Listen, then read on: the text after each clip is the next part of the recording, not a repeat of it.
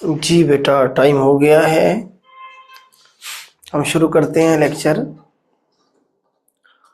उम्मीद करता हूँ मेरी आवाज़ आपके पास क्लियर होगी। रिकॉर्डिंग ऑन कर दी है।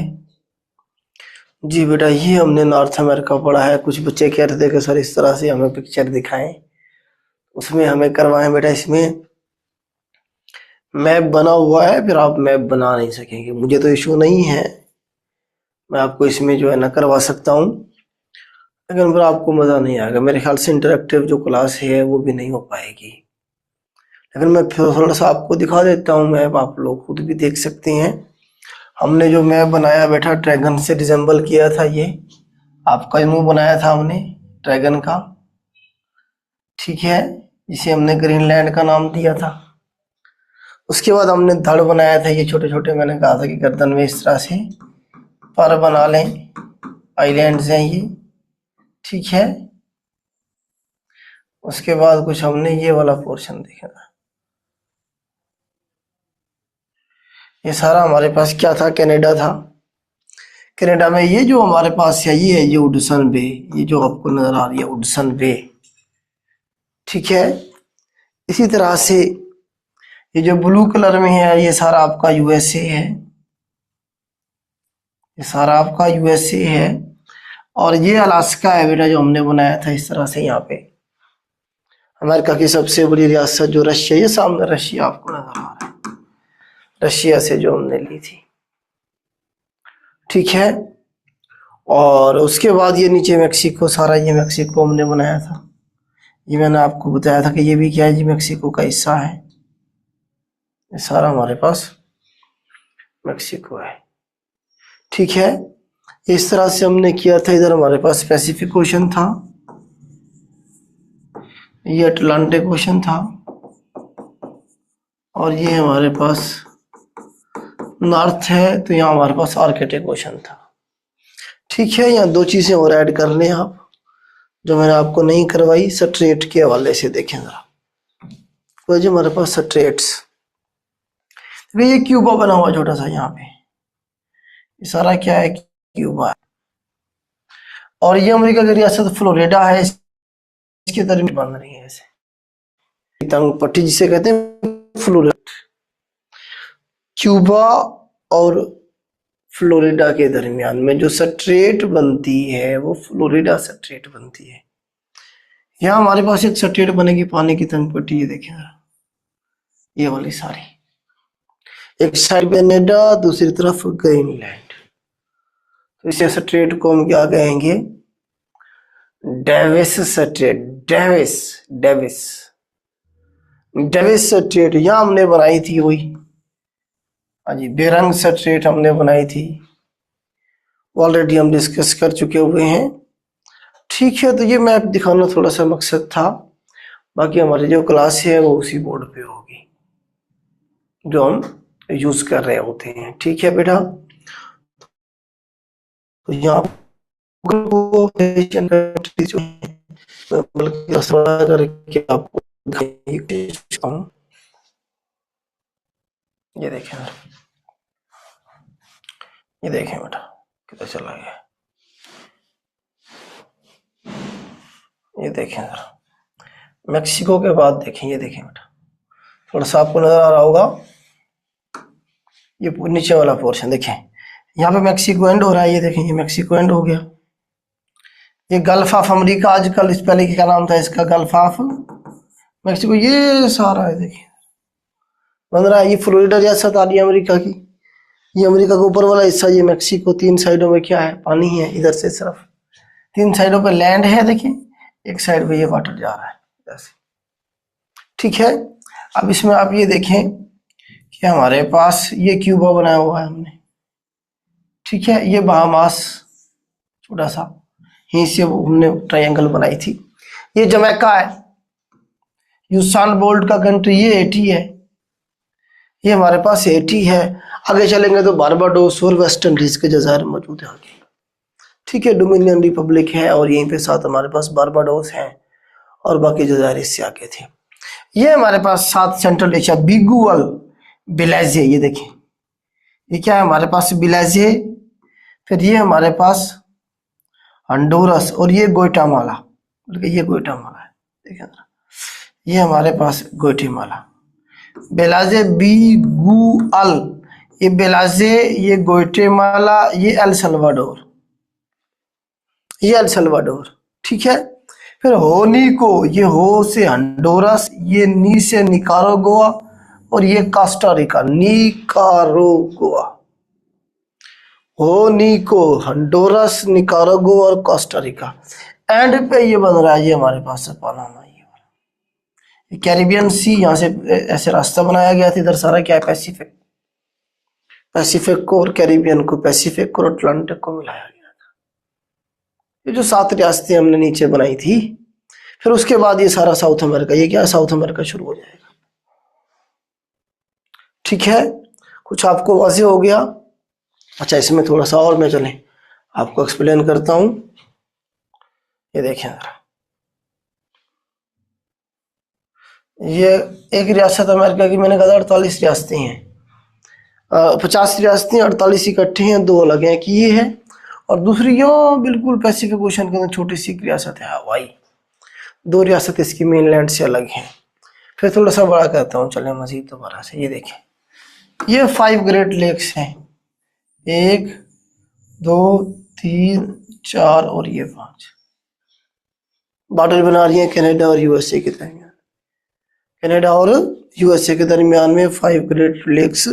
Superman helps everyone, Lake Superior, Lake Michigan, Lake Huron, Lake Erie और लेक ओंटारियो, ठीक है।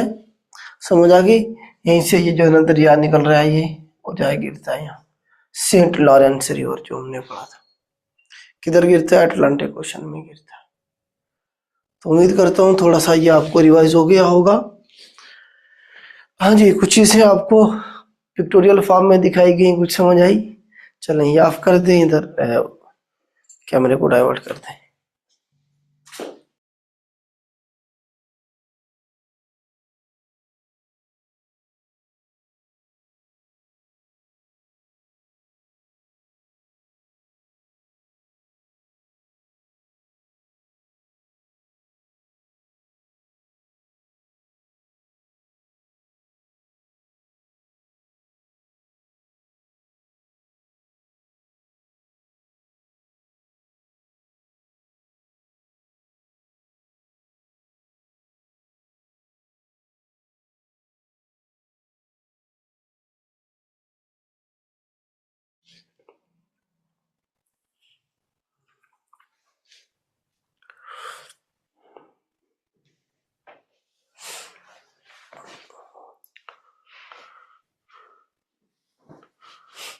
जी बेटा, ये वही मैप है हमारे पास। किधर है वो पॉइंटर, किधर है?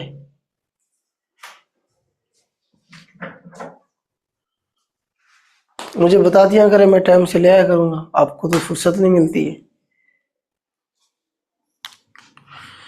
जी बेटा, देखें हमारे पास यहाँ ग्रीनलैंड है, ये अभी हमने बनाया हुआ है, ये बन रही है डेविस स्ट्रेट। ये देखें यहाँ पे बनती है हमारे पास डेविस स्ट्रेट। एक साइड पे ग्रीनलैंड है, दूसरी साइड पे कनाडा है।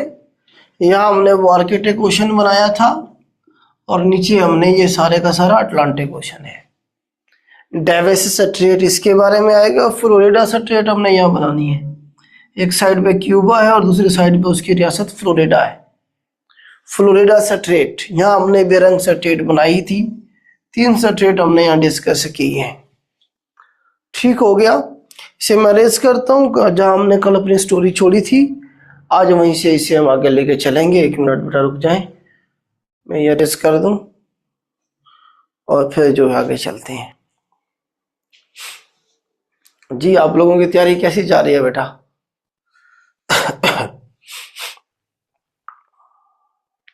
चलो 2-4 मिनट गपशप कर लेते हैं आपसे।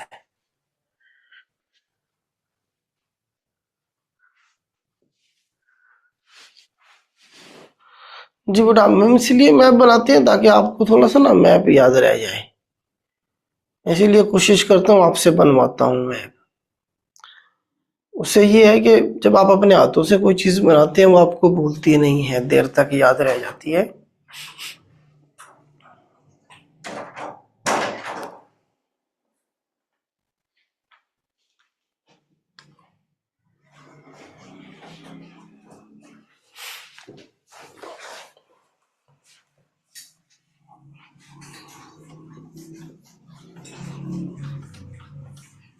इसे बेटा मैं अरेंज कर रहा हूँ।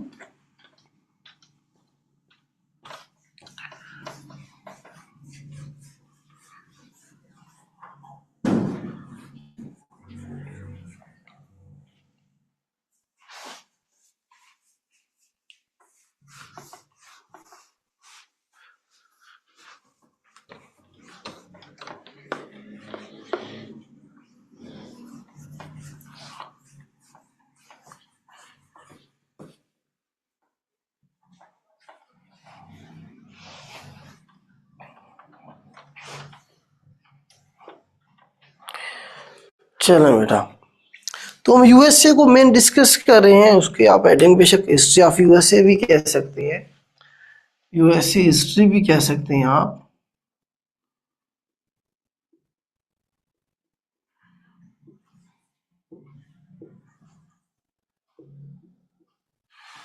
यूएसए हिस्ट्री भी बेटा आप इसे कह सकते हैं। तो कल हमने डिस्कस किया था जब अमेरिका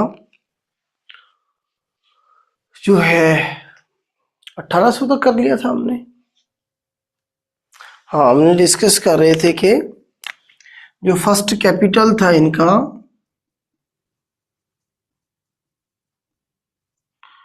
वो न्यूयॉर्क बनाया गया था। न्यूयॉर्क जो था पहला कैपिटल बनाया गया, बाद में उसे चेंज किया गया न्यूयॉर्क से वाशिंगटन डीसी।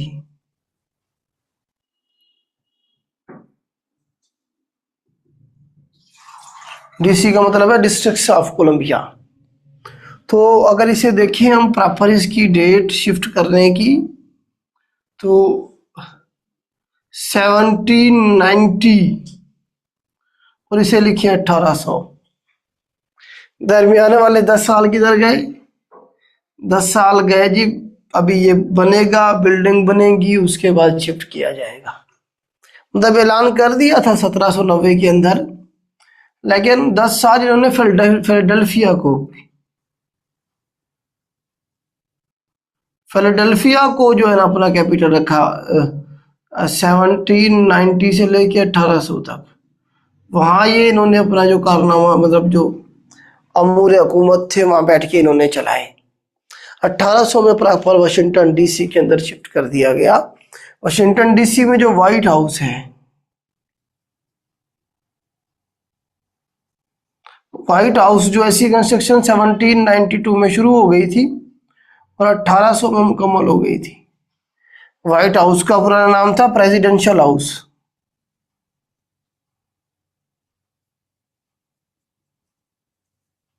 इसका नाम तब्दील किया गया गालबन 1901 में। चेक कीजिएगा 1901 में इसका नाम तब्दील करके व्हाइट हाउस रखा गया। तो सवाल ये बना था पिछले दिनों पेपर में कि व्हाइट हाउस में इंटर होने वाला पहला प्रेसिडेंट कौन सा था। तो मुझे बताया 1800 के अंदर शिफ्ट किया जा रहा है व्हाइट हाउस को।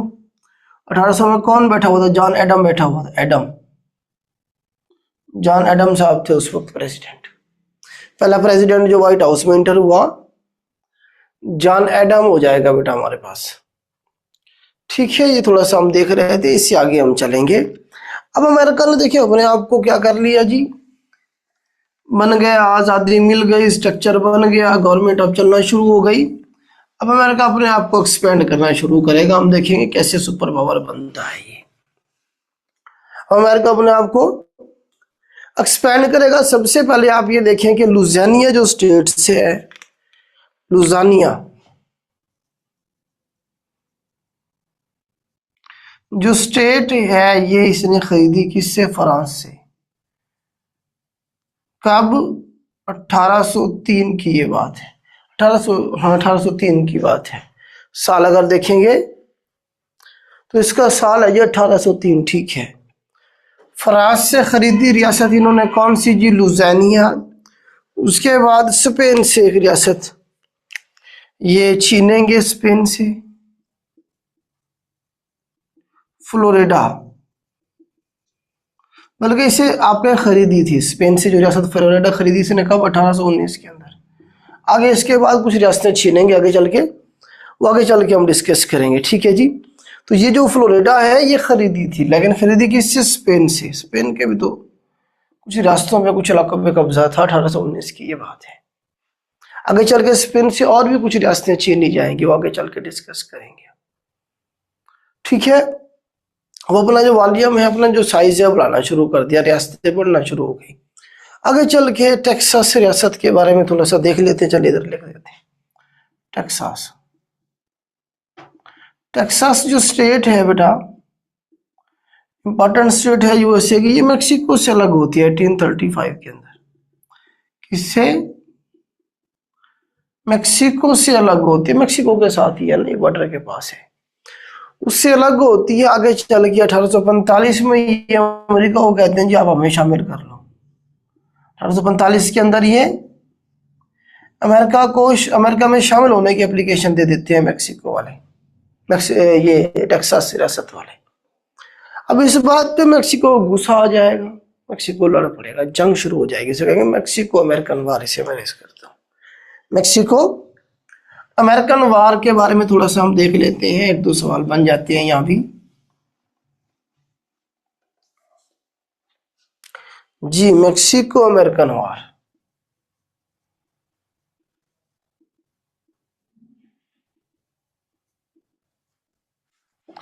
ये होगी जी 1846 से लेके 1848 तक मेक्सिको और अमेरिका लड़ पड़ेंगे। आगे जी हमारी रियासत को अपने मुल्क में शामिल कर रहे हो। इस जंग का नतीजा ये निकलता है कि अमेरिका ये जंग जीत जाता है, मेक्सिको ये जंग हार जाता है। जब जो जंग जीत जाता है वो कुछ ना कुछ रियासतों पे भी तो कब्जा करेगा। तो इसने एक तो वो जो थी रियासत कौन सी थी जी? टेक्सास थी, उस पर कब्जा कर लिया। इसके साथ जो है ना जी 3 रियासतें और मेक्सिको की ले गया अमेरिका। कौन कौन सी जी? नंबर 1 है जी हमारे पास कैलिफोर्निया, इस पे कब्जा कर दिया, नंबर 1। नंबर 2 है जी एरोजोनिया, नंबर 3 है जी नवेडा। 3 रियासतें और इसने कब्जा कर ली। कौन कौन सी 3 रियासतें? कैलिफोर्निया, एरोजोनिया और नवेडा। चौथी टेक्सास वो ले ही चुका था पहले ही। तो इस तरह से 3 रियासतें और चली गई। कैलिफोर्निया के बारे में ऑलरेडी हम कल पढ़ चुके हैं कि लार्जेस्ट स्टेट है यूएसए की बाय पॉपुलेशन के हिसाब से। कल हमने सारा डिस्कस किया इसमें कि जी डेथ वैली यहीं पे है, सिलिकॉन वैली यहीं पे है, Los Angeles Gold Gate Bridge, Hollywood industry सारी कहाँ पे है जी? हमारे पास कैलिफोर्निया में। वो सारा हम डिस्कस कर चुके हैं, ऐड करना चाहे तो दोबारा कर लीजिएगा। अब आगे चल के जो मेन इवेंट होगा वो एक और पार्टी बनाई जाएगी यूएसए के अंदर, और उस पार्टी का नाम होगा जी रिपब्लिकन पार्टी। से मैं रेस करता हूँ, एक और पार्टी बनाई जाएगी आगे चल के जिसके बारे में कमीशन पूछता है जी। कौन सी पार्टी? ट्रंप की पार्टी। कौन सी पार्टी? ट्रंप की पार्टी। नाम क्या था? Republican.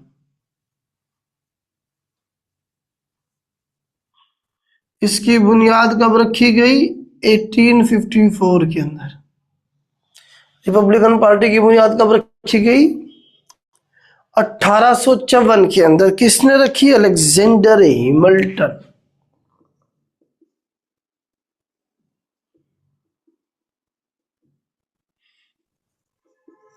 Alexander Hamilton, R H याद रखेंगे, आर से रिपब्लिकन पार्टी, एच से हैमिल्टन। कब इसकी बुनियाद है? 1854 में। दूसरी कौन सी पार्टी यूएसए में? डेमोक्रेटिक पार्टी है, डेमोक्रेट्स जिसे कहते हैं। इसकी बुनियाद 1792 में रखी थी किसने? थॉमस जेफरसन ने, थॉमस जेफरसन ने, डीजे, इसे मैंने डीजे से याद किया था। Democratic party Jefferson, democratic party की बुनियाद जेफरसन ने 1792 में, जिससे वो पिछला जो प्रेसिडेंट था बाइडेन या ओबामा जो था वो डेमोक्रेटिक पार्टी से था। ठीक है, ये जो ट्रंप बैठा हुआ है वो रिपब्लिकन पार्टी से है। इसकी बुनियाद 1854 में रखी गई। और किसने रखी? हैमिल्टन ने, अलेक्जेंडर हैमिल्टन उसका पूरा नाम था। इनकी जो साइन है इलेक्शन लड़ने के लिए, जो सिंबल है वो भी पूछा जाता है। डेमोक्रेटिक डी से, डेमोक्रेटिक डी से डंकी, डंकी किसका है जी? डेमोक्रेटिक का है। ट्रंप को डंकी ना कह देना, ठीक है, वहीं से ही जो है ना मारेगा नहीं तो। डंकी जो है डेमोक्रेटिक पार्टी का सिंबल क्या है? डंकी है। जबकि रिपब्लिकन पार्टी का सिंबल क्या है? हाथी, एलिफेंट है। वैसे हाथी की तरह ट्रंप, जिधर मुंह करता है सफाया कर देता है, कुछ भी नहीं उसके सामने खड़ा हो सकता। एलिफेंट, हाथी, ये किसका सिंबल है? रिपब्लिकन पार्टी का है। और डंकी किसका है? डेमोक्रेटिक। ये सारे सवाल बने हैं बेटा पेपर में, जो क्वेश्चन बन सकते हैं वही मैं आपको करवा रहा हूँ, कोई यहाँ से कोई नई बात नहीं है। एक्स्ट्रा जो है ना चीजें नहीं करवा रहा मैं आपको, ठीक है। जो यहाँ से क्वेश्चन बन सकते हैं या बने हैं वही मैं आपको करवाने की कोशिश कर रहा हूँ। ओके, आगे चलते हैं। अब आगे चल के इलेक्शन होंगे 60 में, तो पहली दफा रिपब्लिकन पार्टी की आ जाएगी, इक़्तिदार में आ जाएगी। इसे मैं रेस करता हूँ। इलेक्शन होंगे 60 में, जो उसमें रिपब्लिकन पार्टी क्या बनाएगी जी? गवर्नमेंट बनाएगी। और जो प्रेसिडेंट आएगा इनकी तरफ से वो कौन आएगा जी? ये सवाल बनेगा। अब्राहम लिंकन,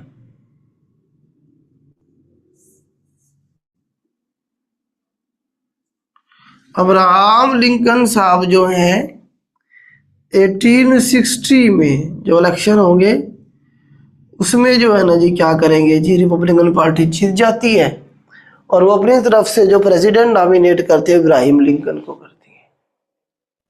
इब्राहिम लिंकन साहब जो थे एक जबरदस्त पर्सनैलिटी, किससे थे जी? रिपब्लिकन पार्टी से थे ये। अब ये भी पूछता है रिपब्लिकन पार्टी का पहला प्रेसिडेंट, इस तरह भी पूछ सकता है आपसे। तो रिपब्लिकन पार्टी का ये पहला प्रेसिडेंट था और यूएसए की हिस्ट्री में 16वां, ये भी पूछा गया, 16 प्रेसिडेंट ऑफ यूएसए। यूएसए का तारीख का 16वां प्रेसिडेंट और रिपब्लिकन पार्टी की हिस्ट्री का पहला प्रेसिडेंट। नई पार्टी थी, लोगों ने वोट दिया। इब्राहिम लिंकन साहब तकरीरें अच्छी कर लेते थे, वकील थे बाय प्रोफेशन। पूछ लेता है कौन थे बाय प्रोफेशन? ये लॉयर थे। ये क्या थे जी? लॉयर थे जी, वकील थे बाय प्रोफेशन और एक नाकाम वकील थे। नाकाम वकील इस तरह के वकालत में तो आपको पता है कि आपने जो जबान है उसी की कमाई खानी होती है। आप किस तरह से कस्टमर्स को या क्लाइंट को आप मुतमईन कर सकते हैं, उसी के बेस पे आपको क्लाइंट जो है पैसे देता है। तो इब्राहिम लिंकन साहब जो थे, इनके पास अगर कोई केस आता तो उनसे कहता है कि यार इसका ये फैसला होगा, आप आपस में सुलह कर लो, बेहतर यही है। इस तरह की जब हरकतें इसने की तो साहब जरा कौन आएगा? अच्छा आदमी था, मतलब नेचर वाइज सच्चा था। और रिजल्ट क्या निकला जी? दुकानदारी बंद हो गई, छोड़ दिया। फिर इलेक्शन लड़ा जाके यूनियन काउंसिलर का, वो हार गया। इस तरह से फिर इसने एक दो बिजनेस और किए, उसमें भी नाकाम हुआ।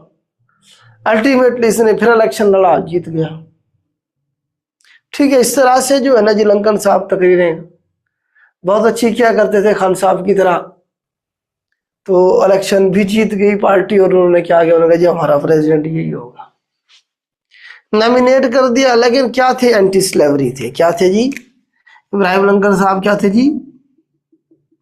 एंटी स्लेवरी थे, गुलामी के खिलाफ थे।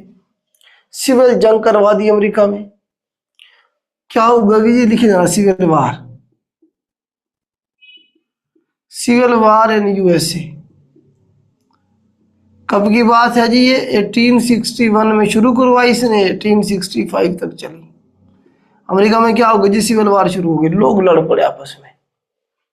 पूरा अमेरिका दो हिस्सों में तकसीम हो गया। देखें, अगर ये अमेरिका है फर्ज कर लें, सारा अगर अमेरिका फर्ज कर लें, ऊपर वाली जो थी उन्हें नॉर्थ की स्टेट कहा गया, नॉर्थ स्टेट्स। जो नीचे वाली थी उन्हें साउथ की स्टेट्स कहा गया। अब यहां क्या थी? इंडस्ट्री मौजूद थी ऊपर वाले स्टेट्स में। नीचे कहा था जी एग्रीकल्चर लैंड, एग्रीकल्चर लैंड थी यहां पे मौजूद। अब एग्रीकल्चर को गुलामी सूट करती है, तो साउथ वाले चाहते थे गुलामी रहे।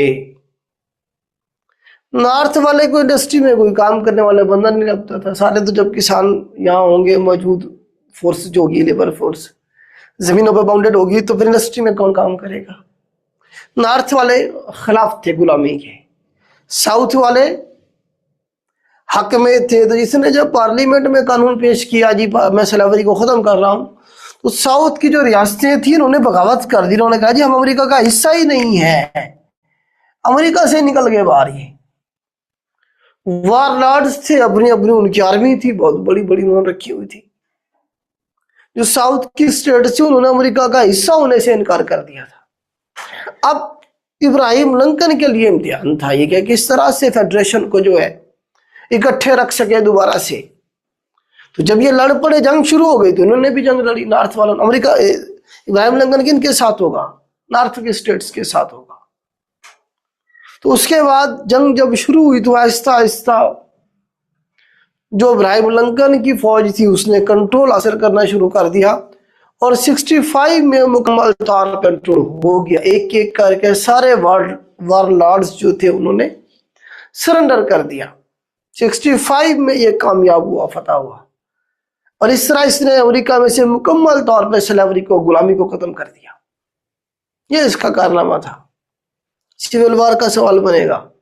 एंटी स्लेवरी था ये। कब अबॉलिश किया? 65 में। इसने बाकायदा कानून में तरमीम करके इसने कहा जी बस खत्म स्लेवरी। ठीक है, इसीलिए आज भी ये जाना जाता है इब्राहिम लिंकन का, आपने नाम सुना होगा। इसकी डेमोक्रेसी की डेफिनेशन भी पूछी जाती है पेपर में कि democracy is the government of the people, for the people, by the people. कि डेमोक्रेसी जो है लोगों की हुकूमत है, जो लोगों से की जाएगी और लोगों के लिए की जाएगी। Government of the people, for the people, by the people. ये भी सवाल बना है, किसकी स्टेटमेंट है ये? इब्राहिम लिंकन की दी हुई है। ठीक है, गुलामी तो खत्म कर दी, लेकिन गुलामी जो ज़हनियत थी वो तो कहीं ना कहीं मौजूद थी ना। असल में सोच का मसला होता है। तो इब्राहिम लिंकन साहब को कत्ल कर दिया जाएगा, पहला अमेरिकन प्रेसिडेंट जिसे उसके ऑफिस में, उसके ड्यूटी में के टाइम उसे कत्ल कर दिया गया। तो ये एक दिन मूवी देखने गए हुए थे, अमेरिकन क्यूजाइन। मूवी का नाम क्या था? ड्रामा देखने गए थिएटर पे जो है ना, अमेरिकन क्यूजाइन।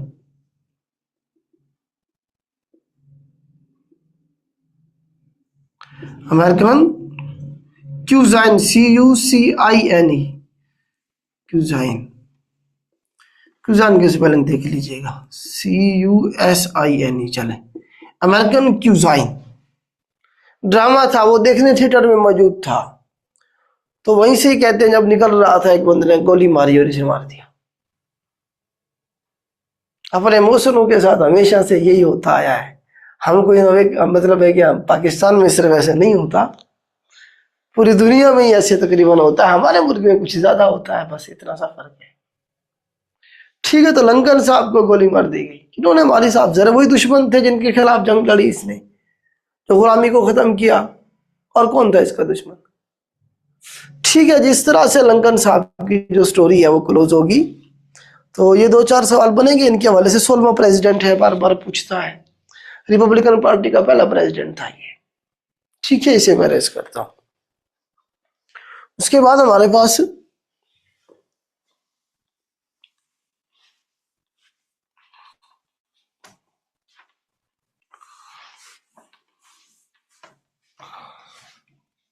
आप ये देखें कि 1876 1867 का तो मैंने आपको बता दिया था, 1867 का कि अलास्का इन्होंने परचेज की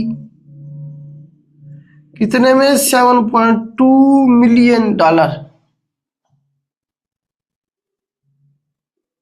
इन्होंने परचेज किया था इसे अलास्का। किससे? रशिया से। सबसे बड़ी रियासत है अमेरिका की। 1867 में ही कनाडा आजाद हो गया था यूके से। उसके बाद जो मेन इवेंट है 1876 है, ग्राहम बेल। अब अमेरिका इन्वेंशन की तरफ भी जा रहा है, जदीदियत की तरफ। इन्वेंशन जब शुरू हो जाएंगी 1874 में, ग्राहम बेल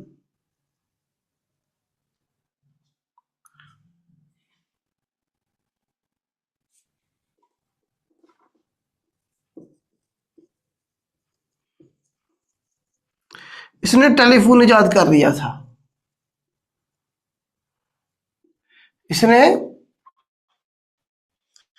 टेलीफोन इन्वेंट कर लिया। अमेरिकन था ये ग्राहम बेल। और इसी तरह से आगे चल के हम बाकी भी इन्वेंशंस के बारे में देखेंगे। आगे चल के स्टैचू ऑफ लिबर्टी को देख लेते हैं।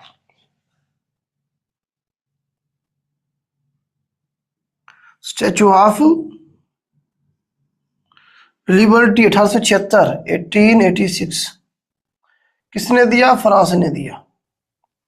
किसे गिफ्ट दिया जी? यूएसए को। स्टैचू ऑफ लिबर्टी क्या है जी? एक स्टैचू है जिसके एक हाथ में टार्च है, लिख देता हूं यहां पे, राइट हैंड में टार्च है, मशाल ऐसे उसने पकड़ी हुई। और लेफ्ट हैंड में क्या है जी? एक टेबलेट है, एक तख्ती है, ऐसे उसने पकड़ी हुई है। और उसके ऊपर क्या लिखा हुआ है? 4 जुलाई 1776, यूएसए की आजादी का दिन। 4 जुलाई 1776 लिखा हुआ है। लेफ्ट हैंड में जो टेबलेट उसने पकड़ा हुआ है उसके अंदर राइट हैंड में टार्च है। और उसके पाँव में क्या है? Broken chain. ब्रोकन चेन मतलब टूटी हुई जंजीर मौजूद है उसके पैर के अंदर, कि अमेरिकियों ने गुलामी की जंजीर को तोड़ दिया। फ्रांस ही तो था, इन्हें सपोर्ट कर रहा था बरतानिया के खिलाफ। तो किसने दिया ये गिफ्ट? फ्रांस ने दिया। कहाँ लगा हुआ है? न्यूयॉर्क में लगा हुआ है। ये न्यूयॉर्क में लगा हुआ, ये मोस्ट विजिटेड प्लेस है यूएसए में। यूएसए की मोस्ट विजिटेड प्लेस जो है न्यूयॉर्क में, हमारे पास स्टैचू ऑफ लिबर्टी है जो कि फ्रांस ने गिफ्ट किया था अमेरिका को। ये बता दिया मैंने आपको। देखिएगा गूगल पे जाकर लिखेंगे ना स्टैचू ऑफ लिबर्टी तो आ जाएगा आपको। ठीक है। उसके बाद स्पेनिश अमेरिकन वार शुरू हो जाएगी, स्पेन की और अमेरिका की। फिर कुछ इलाके और स्पेन से छीन लिए जाएंगे, इसे मैं करता हूं। कुछ इलाके और स्पेन से छीनेगा अमेरिका।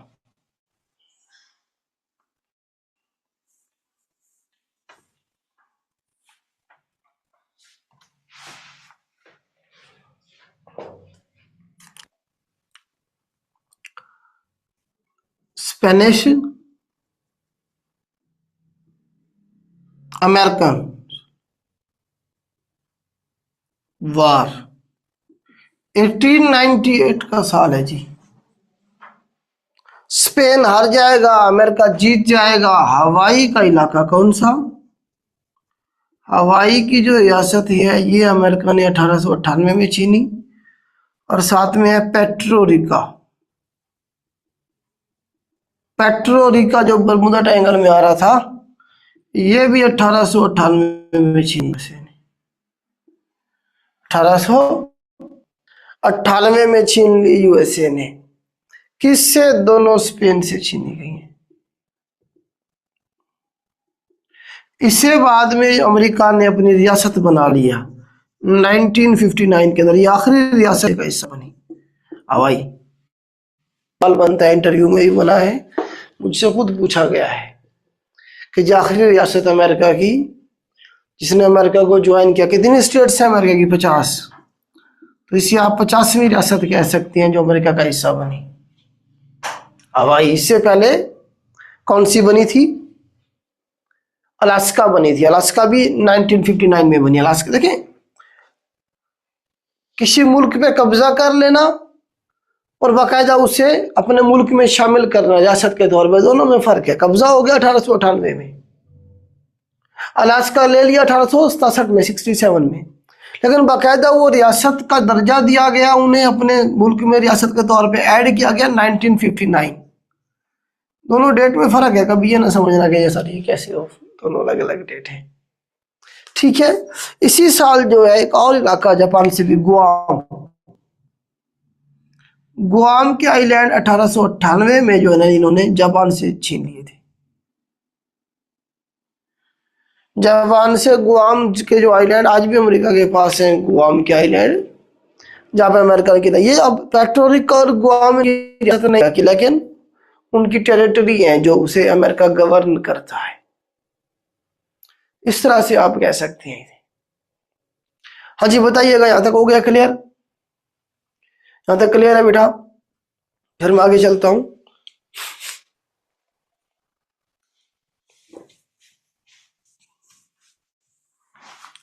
उसके बाद हमारे पास है जी राइट बिरादरान, इन्वेंशन अगेन।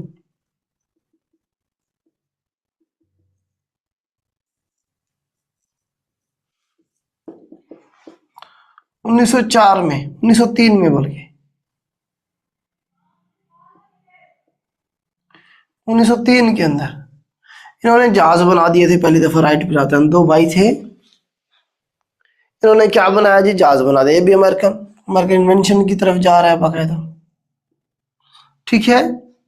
और पनामा कैनाल का मैंने ऑलरेडी बता दिया था आपको।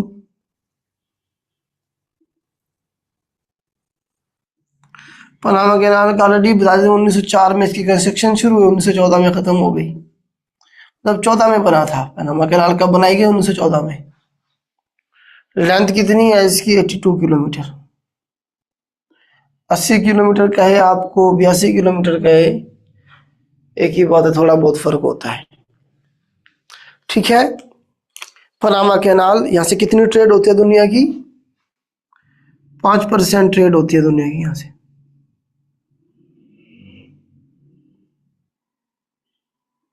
वर्ल्ड ट्रेड कितनी होती है दुनिया की? 5%। अमेरिका के लिए इंपॉर्टेंट क्यों है?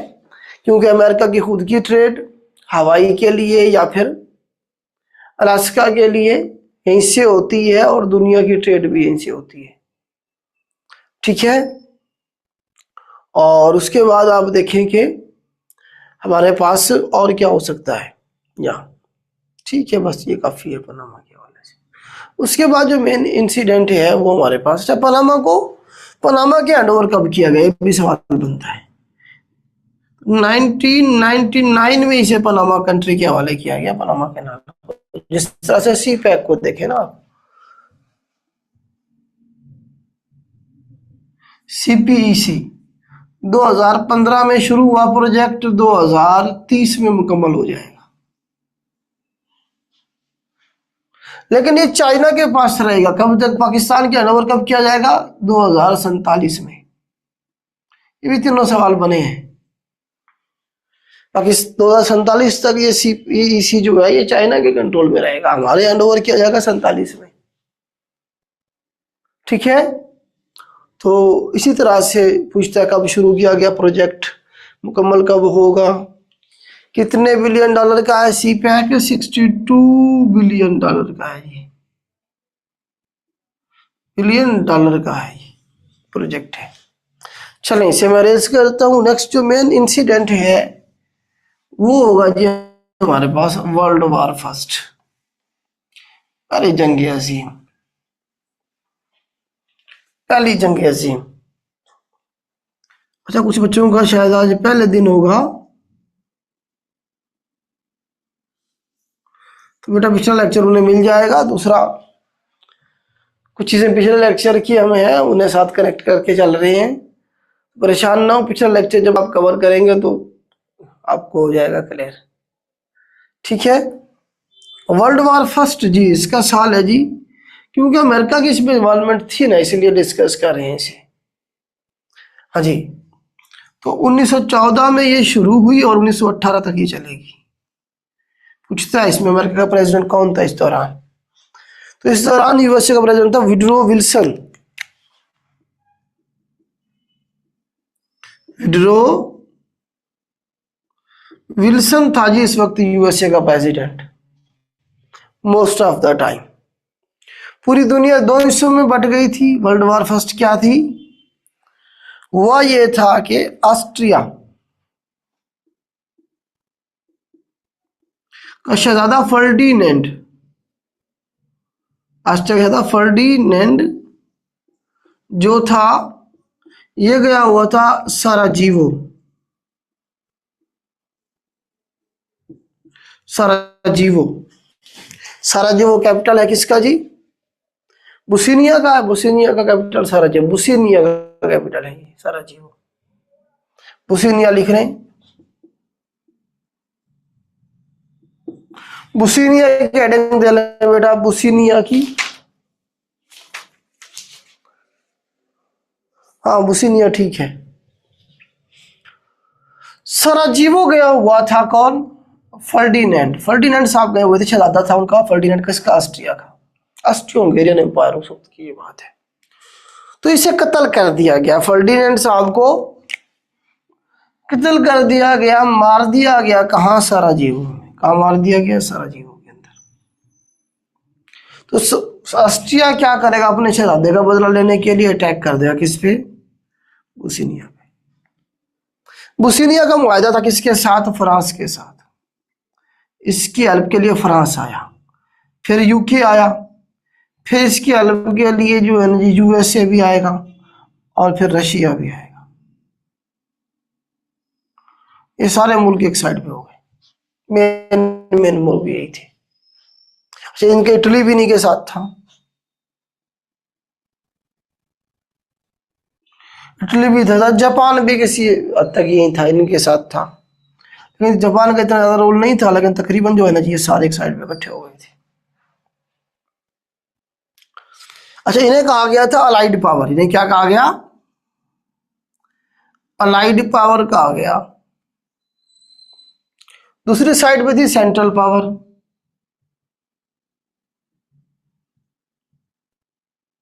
अब ऑस्ट्रिया का भी तो मुआहदा किसके साथ था, टर्की के साथ था। टर्की का मतलब क्या है, ओटोमान अंपायर। उस वक्त क्या था जी, ओटोमान अंपायर मौजूद था, ये आया इसकी हेल्प के लिए। ठीक है, और साथ में जर्मनी भी, बाकी कुछ छोटे मोटे कंट्रीज थे। पूरी दुनिया दो हिस्सों में बट गई, जंग शुरू हो गई। जंग का नतीजा ये निकलता है कि ये सारे हार जाते हैं और ये जीत जाते हैं। शहजादा भी मरवा लिया इन्होंने अपना, जंग भी हार गए, जंग भी हार गए। सवाल यूएसए के हवाले से हो रहा है, यूएसए के हवाले से पढ़ रहे हैं, तो यूएसए इस जंग के अंदर असला बेच रहा था इन सारे मुल्कों को। 1917 के अंदर वो इस जंग में शामिल हुआ। सवाल पूछा जाएगा यूएसए ने कब पार्टिसिपेट किया इस जंग में। 1917 में बाकायदा यूएसए जो है ना अपनी आर्मी लेके इस जंग का हिस्सा बना। पहले वो सिर्फ असला बेच रहा था अपना इन्हें। और कौन था जी, वुडरो विल्सन साहब थे जी, यूएसए के प्रेसिडेंट कौन थे उस वक्त, वुडरो विल्सन साहब थे।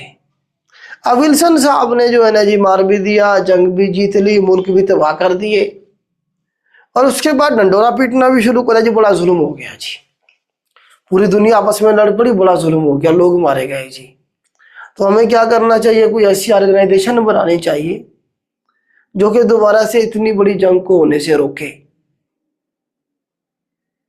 ठीक है, तो वुडरो विल्सन साहब ने क्या किया जी, तंजीम बनवाएंगे आगे चल के। ये कौन सी जी, LON, लीग ऑफ नेशन, 1920 के अंदर बनाई जाएगी। लीग ऑफ नेशन कब बनी, 1920 में। किसने बनवाई, वुडरो विल्सन ने बनवाई। चाइल्ड ऑफ वार भी कहते हैं लीग ऑफ नेशन को। क्यों? अगर ये जंग ना होती तो लीग ऑफ नेशन कभी ना बनती, इसलिए बनाई गई ना कि ये जंग दोबारा ना हो, इतनी बड़ी जंग। ठीक है, पानी गर्म है, गर्म लेके जी बेटा। लीग ऑफ नेशन 1920 में बनाई गई। ये पूछा जाएगा इसका साल और क्यों बनाई गई है, ताकि दोबारा से जंग ना हो। चाइल्ड ऑफ वार भी कहा गया इसे, चाइल्ड ऑफ वार भी कहा गया इसे। ठीक है, इस जंग का खात्मा किस पे हुआ? ट्रीटी ऑफ वर्साइल पे हुआ। लिखना चाहे तो लिख लें, ट्रीटी ऑफ वर्साइल्स 1919 के अंदर हुई थी। वर्ल्ड वार फर्स्ट का खात्मा treaty of Versailles, VRSAILS, Versailles पे हुआ 1919 के अंदर। ठीक है, और इस तरह से जो है ना जी, उसके बाद फिर लीग ऑफ नेशन को बनाया। लीग ऑफ नेशन, अच्छा, अमेरिका खुद इसका हिस्सा नहीं बना लीग ऑफ नेशन का, इसीलिए आगे चल के ये नाकाम भी हो गई। बनवा भी तुम खुद रहे हो, फिर तुम खुद ही हिस्सा नहीं बन रहे, इसलिए ये नाकाम हो जाएगी। आगे चल के वर्ल्ड वार सेकेंड होगी फिर। ठीक है, वुडरो विल्सन साहब ने, चलो जी, तो अपने वुडरो विल्सन साहब ने क्या किया जी? अमन का ढंडोरा पीटा, अमन के लिए कोशिशें की जी, ऑर्गेनाइजेशन बनवा दी, ये वो सारी कहानियां। इसीलिए विल्सन साहब 1920 के अंदर क्या लेगा? ये नोबेल पीस प्राइज भी लेंगे। नोबेल पीस प्राइज दिया गया, सवाल बना इसलिए करवा रहा हूं कि वुडरो विल्सन को कब नोबेल प्राइज मिला? 1920 के अंदर। और कौन सा मिला? पीस का नोबेल प्राइज मिला। पीस का नोबेल प्राइज मिला बेटा विल्सन साहब को। कब जी? 1920 के अंदर। साहब जरा अमन के लिए क्वेश्चन कर रहा है तो बनता था। ठीक है, नोबेल प्राइज देना। चलें जी, उसके बाद जो मेन इंसिडेंट होगा वो होगा जी हमारे पास ग्रेट डिप्रेशन। इसे मैं रेज करता हूं। ग्रेट डिप्रेशन को थोड़ा सा हम देख लेते हैं। बेटा इसे आज क्लोज कर देंगे, कल से इंशाल्लाह साउथ अमेरिका करेंगे। कल साउथ अमेरिका करेंगे, 3 दिन लग गए हमारे नॉर्थ अमेरिका में।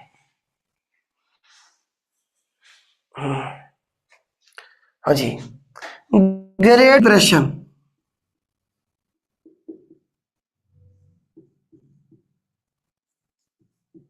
इसका साल याद रखना है, पूछता है पेपर में। 1929 के अंदर अमेरिका में ग्रेट डिप्रेशन आया। इकोनॉमी जो थी वो बैठ गई थी। इकोनॉमी जो थी वो बैठ गई थी यूएसए की, और डिमांड एंड सप्लाई क्या लेंगे इसी हद तक। जो मार्केट फोर्सेस जो है इस वक्त, आपको पता है कैपिटलिस्ट जो इकोनॉमी होती है उसमें चल रही होती है डिमांड एंड सप्लाई पे। जितनी जिसकी डिमांड होती है उतनी पीछे सप्लाई आती है, उसी हिसाब से कीमतें होती हैं किसी भी चीज की। तो 1929 के अंदर अमेरिका के अंदर किसी को कुछ चीज चाहिए ही नहीं थी। मतलब लोगों ने कि इतनी हर चीज उनके पास सफिशिएंट हो गई, उन्होंने चीजें खरीदना ही खत्म कर दी। तो पहली दफा डिमांड एंड सप्लाई का जो मतलब फार्मूला था जो टूट गया था, खत्म हो गया था। ठीक है, ग्रेट डिप्रेशन आया, यूएसए की जो स्टॉक एक्सचेंज थी वो क्रैश कर गई। जो शेयर्स थे वो बेचने, मतलब खरीदने वाला कोई नहीं था। बेचने वाले थे, खरीदने वाला कोई नहीं था, इस तरह कह लें आप।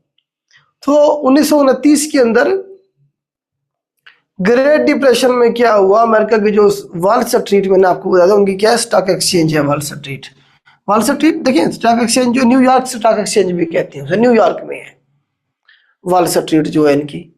तो वो क्रैश कर गई, इकोनॉमी इनकी बर्बाद हो गई। तो उसके बाद आपको पता है इकोनॉमी में या इस तरह का जो क्राइसिस होता है तो उसमें फिर बड़े बड़े लीडर बन के उभरते हैं, नए नए लोग आ जाते हैं लीडर बन के। तो इस दौरान जो लीडर बन के आया वो FD रोजवेल्ट आएगा। FD रोजवेल्ट, इसने न्यू डील रिफॉर्म्स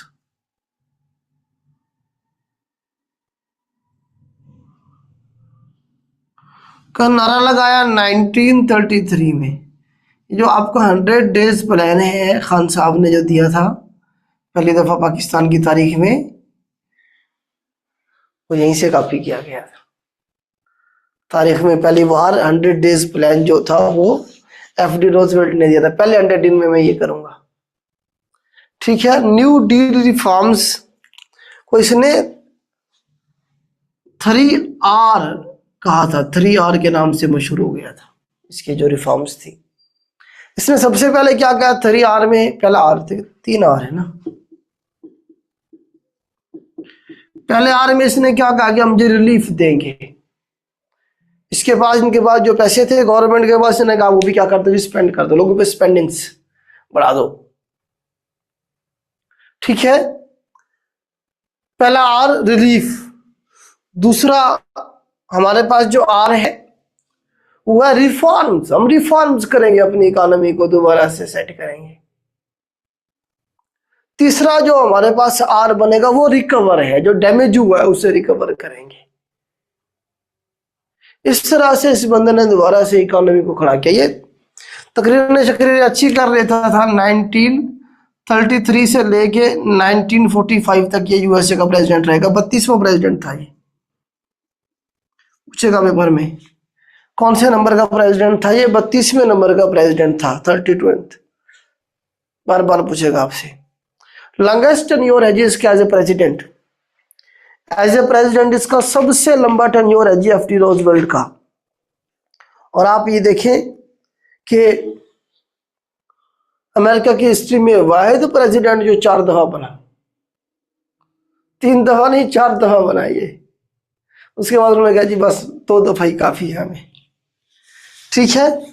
तो पहले भी 2 दफा ही बनता था, लेकिन कुछ तरामीम करके इन्हें के लिए गुंजाइश निकाली गई थी, क्योंकि परफॉर्म इतना अच्छा कर रहा। अमेरिका को जो ग्रेट बनाने वाला बंदा है ना, जो इस वक्त आपको सुपर पावर नजर आता है अमेरिका, वो इस बंदे की वजह से है। अगर ये अमेरिकी हिस्ट्री में ना होता तो शायद अमेरिका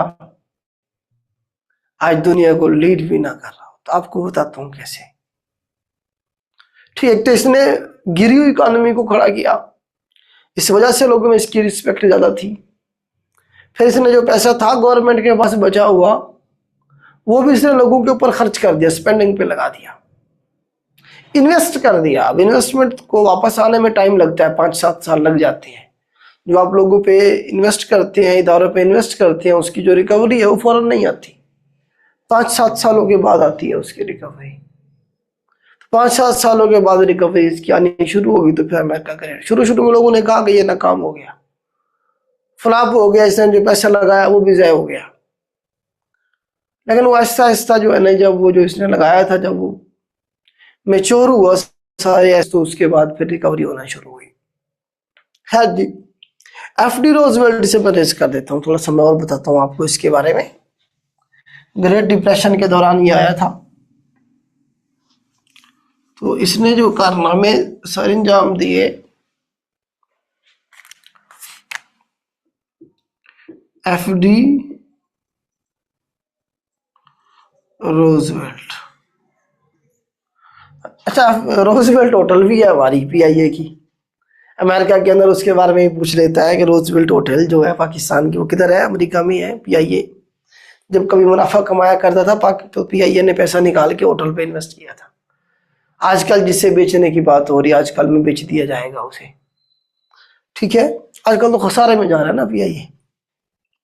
तो एफडी रोजवेल्ट साहब जो हैं, इनका आप देखेंगे एक तो वर्ल्ड वॉर सेकंड शुरू हो गई इनके दौर में, वर्ल्ड वॉर सेकंड शुरू हो गई, WW2। कब से कब तक? 39 से 45 तक। फिर दुनिया 2 हिस्सों में तकसीम हो गई, अलाइज पावर,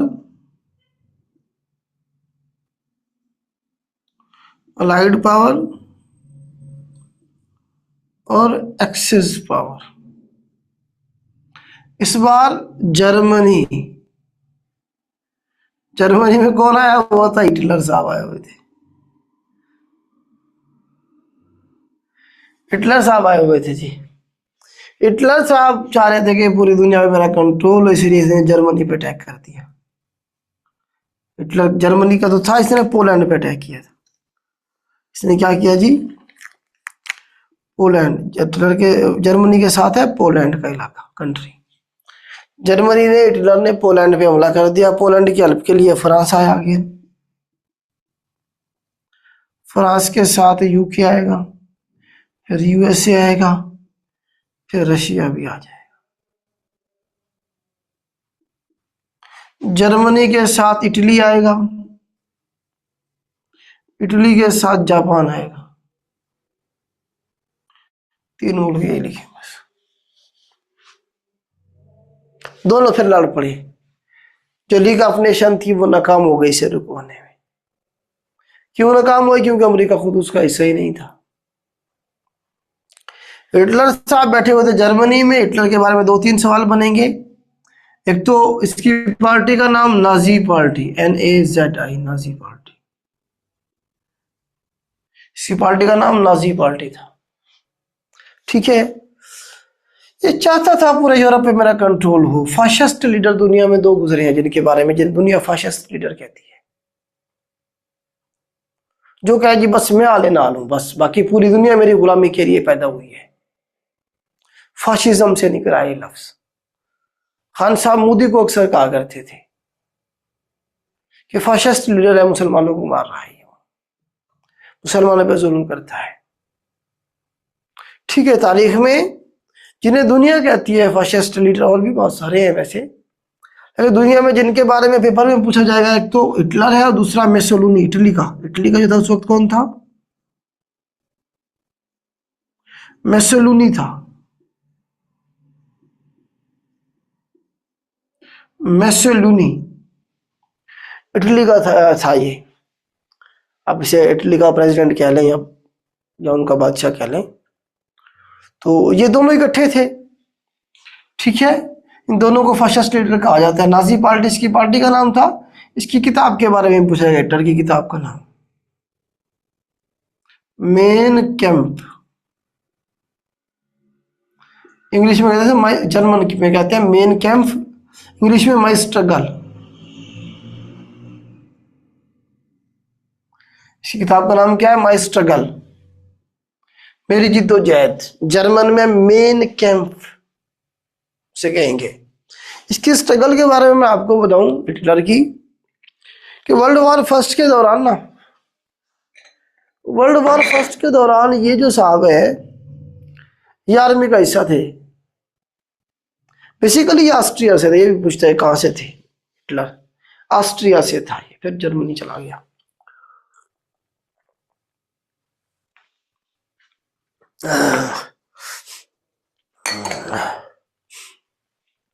हिटलर साहब कहां से थे? ऑस्ट्रिया से थे। सवाल बनाए पेपर में, किधर से था ये? ऑस्ट्रेलिया से नहीं, ऑस्ट्रिया से। वियना जिसका कैपिटल है। तो ये जंग में थे, वहां ये जो है ना पकड़े गए। जब ये पकड़े जाने लगे, इन्होंने हथियार फेंक दिया दूर से ही और अपने आप को डाकिया शो किया। यार मैं तो डाकिया हूं, मेरा जंग के साथ क्या ताल्लुक है? बरतानिया की फौज ने इसे पकड़ लिया था। अपने आप को इसने डाकिया शो किया, उन्होंने रहम आया, उन्होंने छोड़ दिया कि चलो यार कोई नहीं। खत भी 2-4 इसके पास थे, किसी के अपने जो भी थे फैमिली के। उन्होंने कहानी शानी सुनाई कि जी देखिए मैं तो डाकिया हूँ जी, यहाँ जो जंग में हमारे सिपाही हैं, मैं तो उन्हें देने आया था खत होती। ठीक है, छोड़ दिया गया, ये बच गया। फिर ऑस्ट्रिया से ये पहुंच गया किधर जी? जर्मनी। वहां इसने जाकर अपनी गवर्नमेंट के खिलाफ तकरीरें की, क्योंकि जर्मनी जंग हार गया था वर्ल्ड वॉर फर्स्ट। उस पर जुर्माने लगाए गए थे बहुत ज्यादा। इसने तकरीरें की, इसने कहा किस चीज के जुर्माने? हम नहीं देते जुर्माने, भाग जाए बरतानिया, बाढ़ में जाए। ऐसे बंदे की तकरीरें जर्मन कौम जो थी उन्होंने सुनी। उन्होंने कहा यार बड़ा कमाल आदमी है, दुश्मन को ललकार रहा है कि हम नहीं देते जुर्माने, भाग जाओ। वहां से इसकी पॉपुलैरिटी का ग्राफ बढ़ना शुरू हुआ। ऐसे में आ गया। ये भी 1933-34 में जर्मनी का चांसलर बन गया। 1933 में,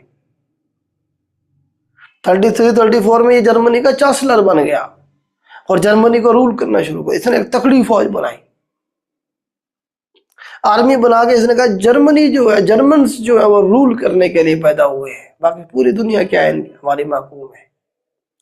इसने जो है ना, जो आसपास की कंट्री पे हमला करे, कब्जा कर लिया सब पे, पूरे यूरोप पे कब्जा कर लिया था। बरतानिया रह गया था, बरतानिया दूर था, समंदर में जजीरा था। बाकी तकरीबन सारे पे इसने कब्जा कर लिया था। फ्रांस पे भी कब्जा कर लिया था इसने। गलती इस पे ये हुई कि इसने, रशिया इसका हामी था, हालांकि पहले इनका मुआहदा हुआ था रशिया के साथ, रशिया इसके साथ था। लेकिन बाद में इसने रशिया पे भी अटैक कर दिया,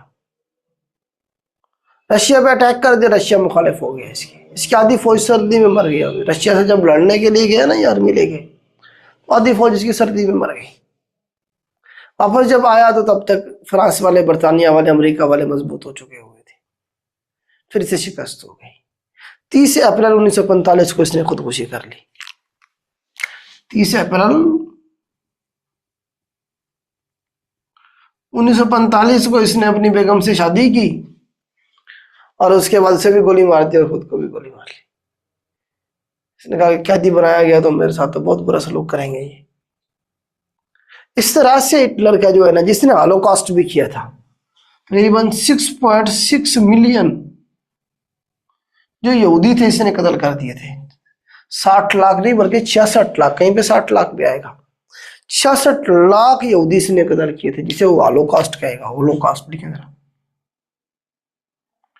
होलोकास्ट का मतलब है killing of juice, killing of Jews, यहूदियों का कत्ल। ये आप भी हिटलर आप भी यहूदी था, हिटलर आप भी, यहूदियों की भी टाइप्स है ना बहुत सारी, इकसाम है। तो हिटलर आप भी यहूदी था, इसने हॉलोकॉस्ट किया था। 6 मिलियन यहूदी इसने कत्ल किए थे, हॉलोकॉस्ट किया था इसने। ठीक है जी। तो मुसोलिनी इसका साथी था, दोनों इकट्ठे थे ये। ओके, जापान में उस वक्त नारुहितो था, नारुहितो, नारुहितो। फ्रांस का पूछता है चार्ल्स डिगोली बैठा हुआ था, यूके में बैठा हुआ था चर्चिल, चर्चिल था जी यूके में। यूएसए में कौन था? एफडी रोजवेल्ट था, और रशिया में स्टालिन था। रशिया में कौन था? स्टालिन था। लिखें जरा,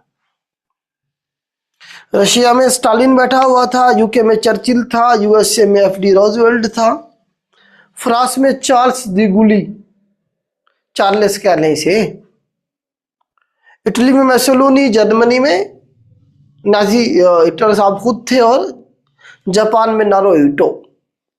ये इनके बारे में जो इंपॉर्टेंट है मैंने आपको लिखा था। पोलैंड का लिखने की जरूरत नहीं है आपको, इनके बारे में अक्सर पूछ लेते हैं, बड़े मुल्क थे ये। ठीक है, समराइज कर दो। जंग का नतीजा क्या निकला? जंग का नतीजा निकला कि ये सारे हार गए, ये जीत गए थे। एक्सेस पावर हार गई और राइट पावर जीत गई थी दोबारा से। कैसे जीती देखते हैं। अब जापान बहुत ज्यादा मजबूत मुल्क था उस वक्त ना। जापान जबरदस्त जो था लड़ रहा था। अमेरिका इस जंग में असला बेच रहा है। पहले एफडी रोजवेल्ट क्या कर रहे हैं? असला बेच रहे हैं।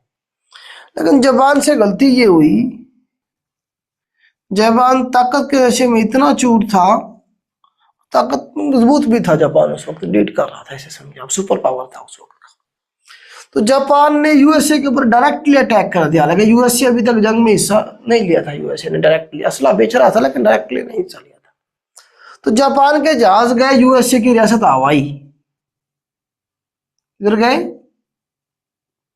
हवाई में पर्ल हार्बर करके आ गए। पर्ल हार्बर, पर्ल हार्बर क्या है जी? पोर्ट है किसकी? हवाई की। तो जापानियों ने पर्ल हार्बर कब किया? साल पूछता है वो 1941 में, 1941 में। तो जापान के जहाज गए, पर्ल हार्बर पे अटैक किया अमेरिका की रियासत हवाई के ऊपर, और बहुत सारे उनके बंदे मार दिए। 2500 से 3000 लोग उनके मार दिए। अब अमेरिका का डायरेक्टली इस जंग में शामिल होना बनता था। सवाल बनेगा यूएसए कब इस जंग में हिस्सा बना लिया यूएसए ने डायरेक्टली? 1941 के अंदर।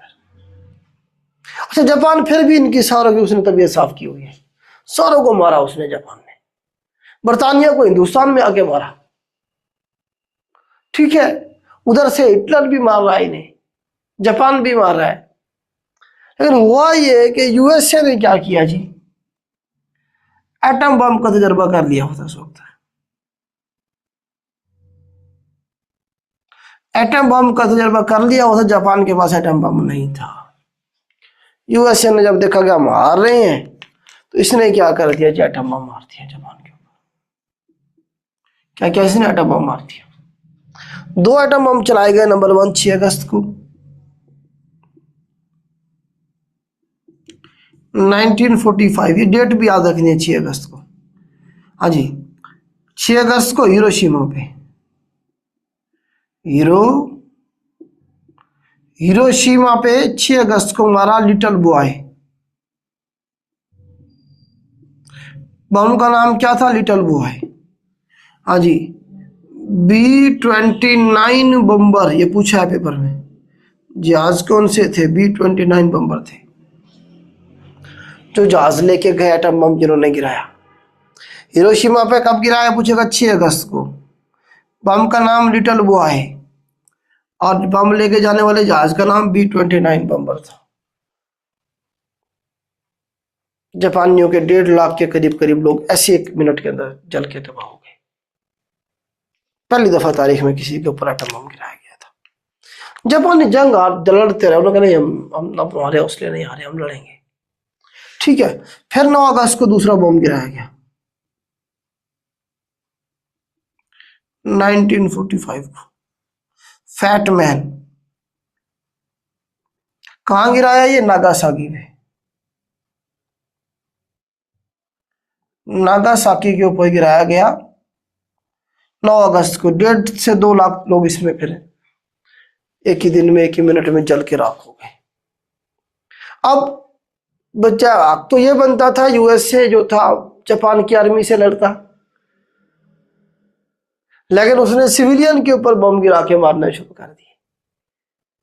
जापानियों ने जब ये देखा कि यार अगर हमने ये जंग ना रोकी तो हमारे सिविलियन मारे जाएंगे इस तरह से, तो हमारे सारे शहर तबाह कर देगा ये और लोगों को मार देगा। बुजदिल दुश्मन जो है बजाय कि हमारे साथ लड़ता, आर्मी से लड़ने के लिए आर्मी होती है ना, सिविलियन तो लड़ने के लिए नहीं होते।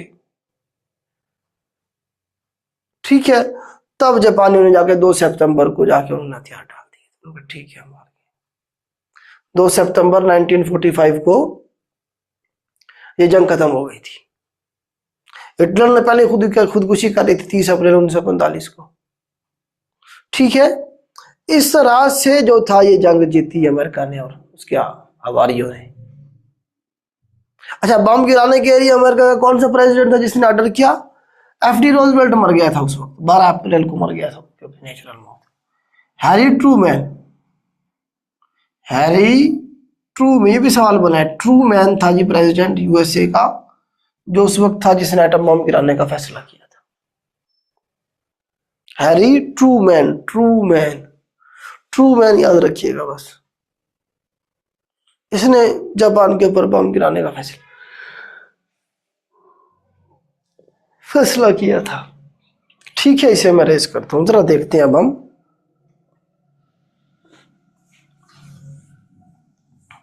FD रोजवेल्ट को देख रहे थे, इसने अमेरिका को कैसे ग्रेट बनाया।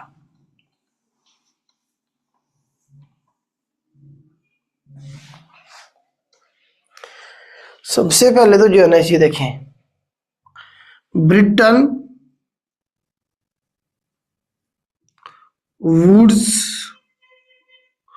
एग्रीमेंट कहेगा या कॉन्फ्रेंस कहेगा? 1944 ब्रिटन वुड्स एग्रीमेंट कहे, ब्रिटन वुड्स कॉन्फ्रेंस कहे। साल पूछे तो 1944 को बर्तानिया को, यूरोप वालों को, इन्हें सारों को इकट्ठा किया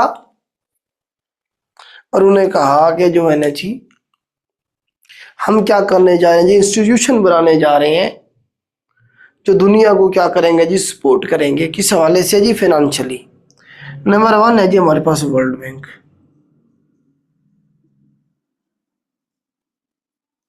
वर्ल्ड बैंक बनाया इसने 1944 के अंदर। फिर इसने IMF बनाया, इंटरनेशनल मॉनेटरी फंड, ये भी 1944 की बात है। ये सवाल पूछता है पेपर में 44 में या 45 में, बच्चे कंफ्यूज रहते हैं। 45 ठीक करें, 44 ठीक करें? तो 44 ठीक है बेटा, इसका आंसर कंफर्म है, PPSC के मुताबिक है। PPSC के मुताबिक है ये, बिला झिझक हो के आंखें बंद करके लगाए 1944। सवाल गलत नहीं होगा इंशाल्लाह। ठीक है, वर्ल्ड बैंक का तो पहले ही क्लियर था 1944 का। किसके तहत बने ये? ब्रिटन वुड्स एग्रीमेंट के तहत बने। किसके तहत बने? ब्रिटेन वुड्स कॉन्फ्रेंस या ब्रिटेन वुड्स एग्रीमेंट के तहत बनेगा। इनका काम क्या होता है? वर्ल्ड बैंक पैसे देता है, डेवलप पूछता है पेपर में, डेवलपमेंट के लिए पैसे देगा ये। डिफरेंट जो प्रोजेक्ट्स हैं, हेल्थ पे भी कर रहा है ये इन्वेस्ट, ठीक है जी, एजुकेशन पे भी कर रहा है ये इन्वेस्ट। पाकिस्तान के अंदर आपको पता है बहुत सारे जो है ना जी प्रोजेक्ट जो हैं उन्हें वर्ल्ड बैंक पैसे दे रहा है। वर्ल्ड बैंक का आप ये देखें कि अगर आपने डैम बनाना है, सस्टेनेबल एनर्जी के लिए आप काम कर रहे हैं, तो वर्ल्ड बैंक के पास लेके जाएगा पाकिस्तान अपना प्रपोजल और वो उसे अप्रूव करके फंड दे सकता है। बदले में टैक्स लेगा हमसे, मतलब सूद रखेगा हमारे से लेगा, लेकिन वो डेवलपमेंट के लिए पैसे देता है, जो मेन बात है, ठीक है। उसके बाद जो IMF है ये इमरजेंसी रिलीफ,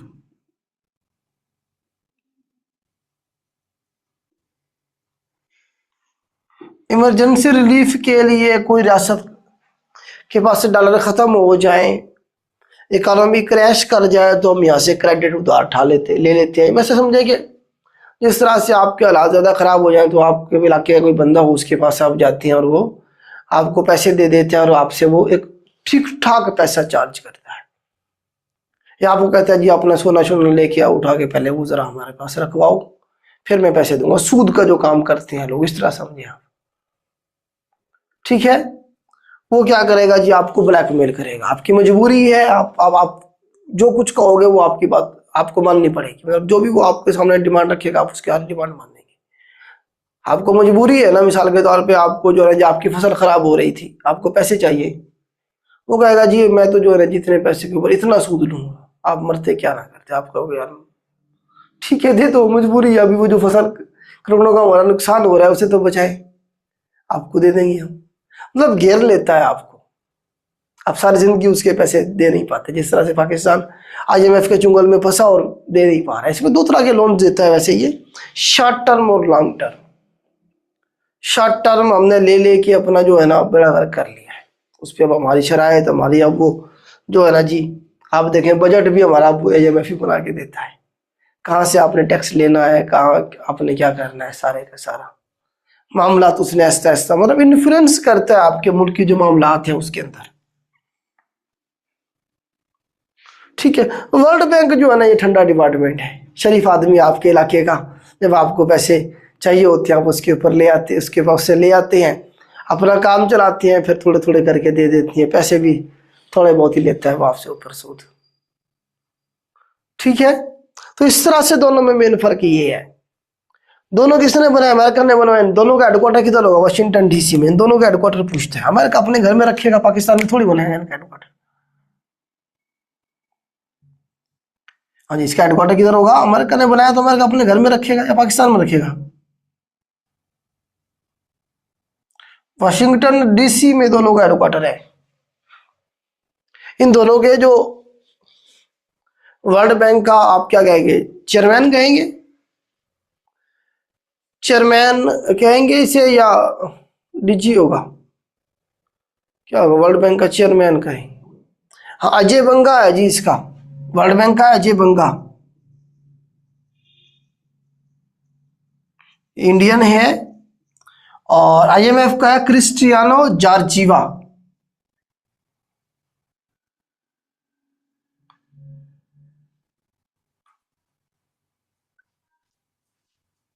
क्रिस्टियानो जॉर्जीवा जो है IMF की डायरेक्टर होंगी, बल्कि सॉरी डायरेक्टर होंगी। IMF की डायरेक्टर कौन है इस वक्त? Cristiano Georgieva. और वर्ल्ड बैंक के डायरेक्टर कौन है जी? अजय बंगा साहब हैं जी। ये 2-3 सवाल यहाँ से बन जाते हैं करंटली। अब देखें, पूरी दुनिया को IMF के जरिए कंट्रोल किया हुआ है, वर्ल्ड बैंक के जरिए भी कंट्रोल किया हुआ है। अच्छा, कौन ये सारे काम कर रहा है? FD रोजवेल्ट ने करवाए सारे काम, इसे मैं रेस करता हूं। आगे चल के वो कहेगा जी सिर्फ यहीं तक नहीं रुका, उसने पूरी दुनिया को कहा कि जब क्या करो जी, तुम्हारे पास जो देखें वर्ल्ड वार सेकंड से पहले जो करेंसी थी, जो स्टैंडर्ड माना जाता वो गोल्ड था, गोल्ड था। और या फिर आप देखें पाउंड था। पाउंड का मतलब यूके का पूरी दुनिया पे कब्जा था ना, अब आहिस्ता आहिस्ता यूके जो है अब आहिस्ता आहिस्ता कमजोर होना शुरू होगा, अमेरिका मजबूत होना शुरू हो जाएगा। अमेरिका एक तो धमकी लगाएगा यूके को कि जी खाली करो जिन रियासतों पे तुमने कब्जा किया हुआ है, निकलो यहाँ से। अब दुनिया के चौधरी तुम नहीं हो, दुनिया के चौधरी कौन है? हमें। अब यूएसए क्या है जी? दुनिया का चौधरी है। वर्ल्ड वार जब हो रही थी तभी इन्होंने अपना ये वर्ल्ड ऑर्डर बना लिया था। दुनिया का चौधरी कौन होगा जी? अब यूएसए होगा, और यूएसए कानूनी बनाता नहीं है किसी मुल्क को, वो अपने बंदे बिठा देता है बस। बरतानिया क्या करता है? आगे कब्जे करता था मुल्क पे, वहां बैठ के अपने बंदे डायरेक्टली बरतानिया के लोग ऊपर लगा के मुल्क को लूटता था। अमेरिका ने कहा कि निकलो आजाद करो इन सबको, इनमें मैं अपने नुमाइंदे बिठाऊंगा। अमेरिका क्या करता है? उन्हीं लोगों में से एक बंदा जो उसके इंटरेस्ट को फिलफुल करता है उसे बिठा देता है, वो खिदमत गुजारी करता रहता है। अमेरिका का नाम भी खराब नहीं होता, लोग गालियां भी नहीं देते, गालियां भी उसी बंदे को देंगे। मिसाल के तौर पे पाकिस्तान के अगर कोई सियासतदान है तो उसे गालियां पड़ेंगी ना कि इसने क्या किया जो मुल्क को लूट के खा गया। कोई भी सियासत हो सकता है, सियासतदान हो सकता है, लेकिन असल में वो जो असल ताकतें हैं उन्हें कोई कुछ भी नहीं कहता, पता ही नहीं है किसी को। ठीक है, तो मतलब दुनिया को रूल करने का जो ऑर्डर था वो चेंज हो रहा है। अब यही वो साल था जब अमेरिका ने बरतानिया ने मैक्सिमम मुल्कों को आजाद किया। पाकिस्तान कब 47 में आजाद हुआ, इंडिया कब हुआ? 47 में हुआ। साथ म्यांमार कब हुआ? 47 में हुआ। इजिप्ट, ये सारे मुल्क जो है आप देखेंगे, जॉर्डन कब हुआ? 46 में हुआ। ये वो साल है जिनमें अमेरिका बरतानिया मुल्कों को आजाद करके निकल जाएगा।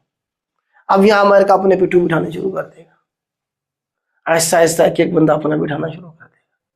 इस तरह से दुनिया को रूल करने का जो प्रोसेस था वो अमेरिका ने, वर्ल्ड ऑर्डर सारा कौन बना के दे रहा है? एफडी रोजवेल्ट बना के दे रहे हैं।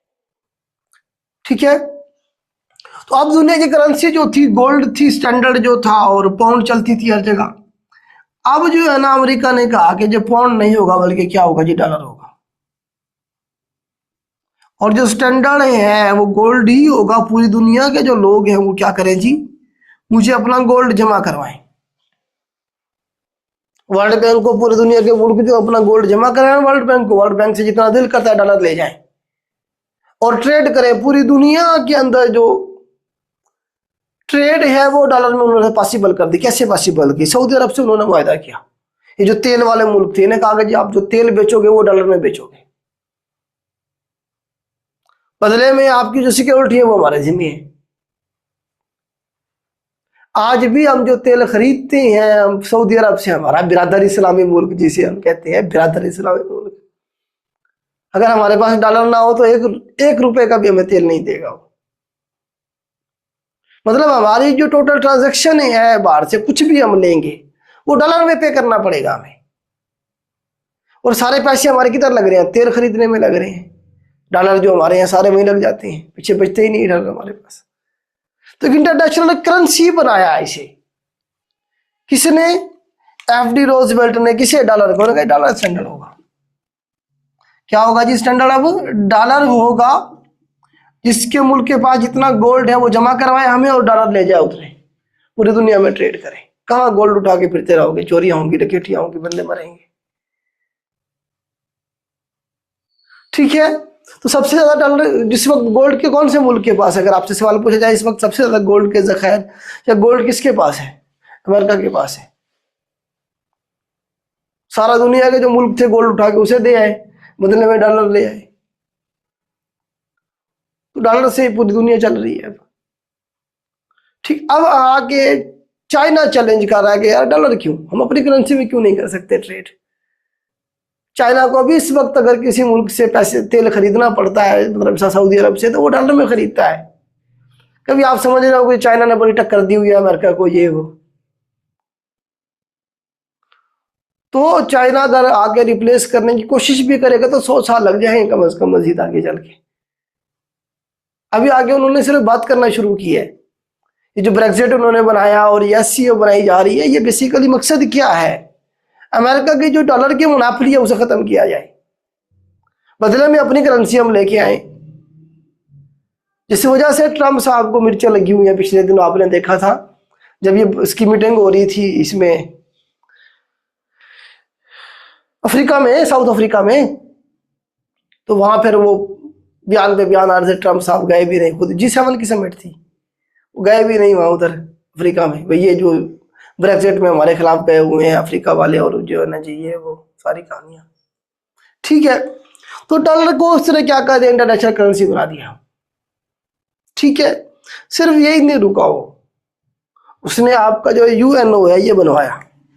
पूरी दुनिया को कैसे कंट्रोल किया जा रहा है, UNO के जरिए किया जा रहा है, वर्ल्ड बैंक के जरिए, IMF के जरिए, डॉलर के जरिए। UNO पूरे का पूरा नाम भी तजवीज किसने किया था, FD रोजवेल्ट ने किया था।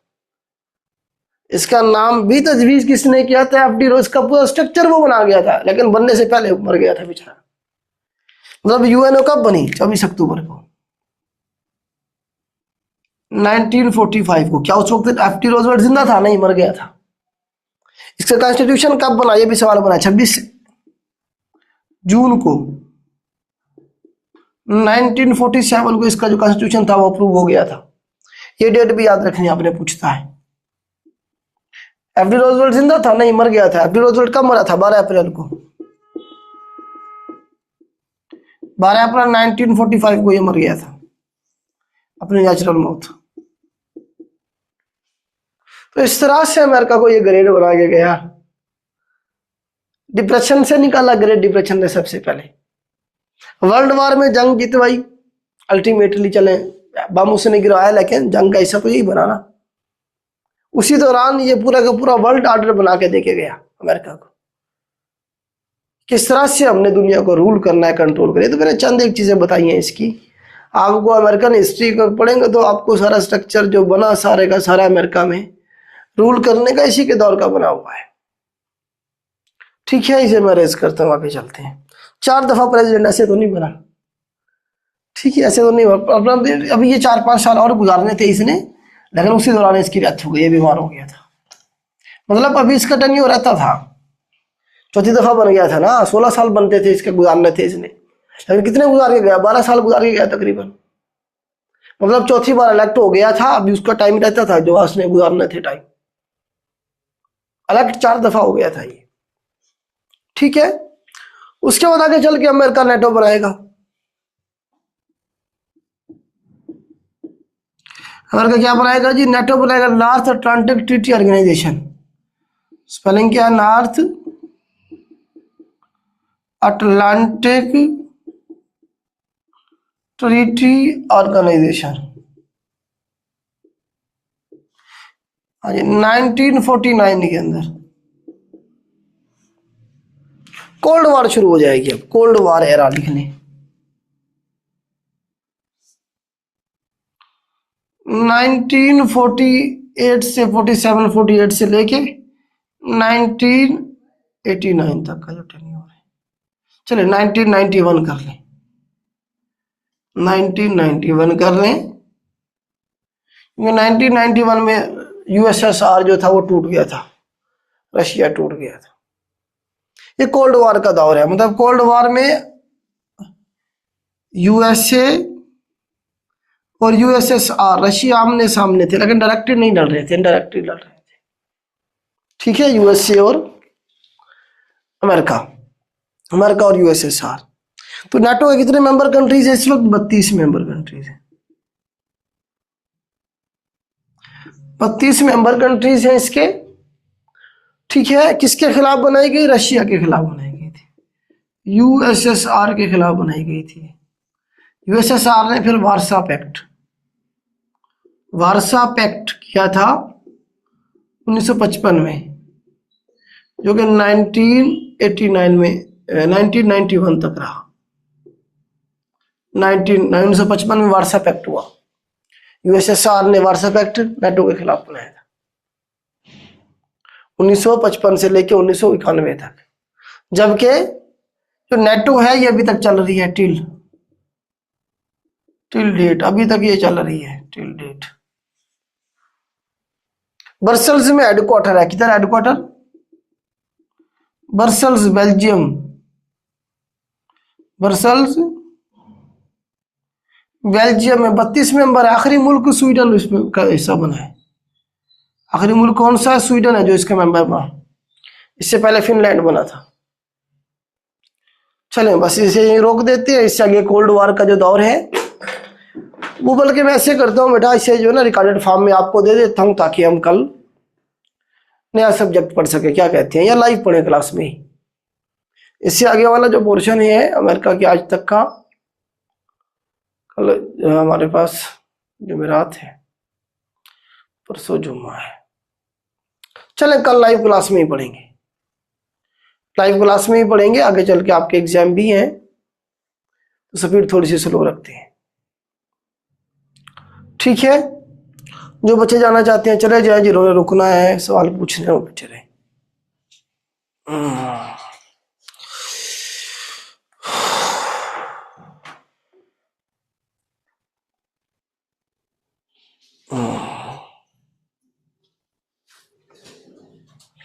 आज एक बच्चे ने सवाल पूछा है, which river is longest, Amazon या फिर दरिया नील। बेटा मैंने आपको लेंथ लिखवाई थी दोनों की, अगर आपको याद आ रहा हो तो दोनों की लेंथ चेक करें गूगल से, आपको पता चल जाए कौन सा लंबा है। तो देखिए दो तरह से सवाल बनता है, आप कंफ्यूज जिस बात में हो रहे हैं मुझे समझ आ गई है। लॉन्गेस्ट की जब बात करते हैं लंबाई की बात होती है, लंबाई जो दरिया नील की है वो 6650 किलोमीटर है, और अमेजोन की जो है वो 6400 किलोमीटर है। 6400 और 6650 में कोई फर्क नहीं है, 250 किलोमीटर का फर्क है। फिर भी आपको नहीं समझ आ रहा है कौन सा बड़ा है कौन सा लंबा है। ठीक है, दरिया नील लंबा है। दूसरा है लार्जेस्ट का, कहता है वो अमेजोन को लार्जेस्ट रिवर कहता है। लार्जेस्ट का मतलब साइज के एतबार से, वॉल्यूम के एतबार से, ठीक है।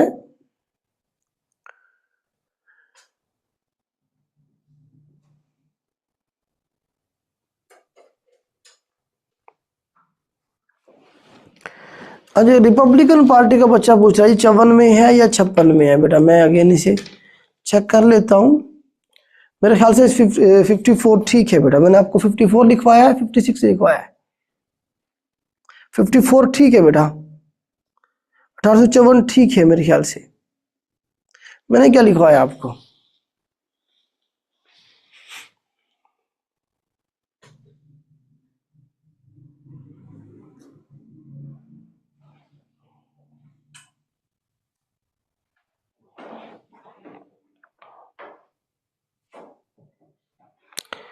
आज मौसम वाली कह रहे हैं कन्फ्यूजन हो रही है सर, वर्ल्ड मैप की कोई ट्रिक है तो बता दो। बेटा सबसे बड़ी जो ट्रिक है वो ये है कि आप अपने हाथ से बनाएं। इस तरह मैंने आपको पहले दिन बना के दिखाया, बनवाया आप लोगों से, वैसे बनाएं जैसे बनता है, गलत बनता है सही बनता है।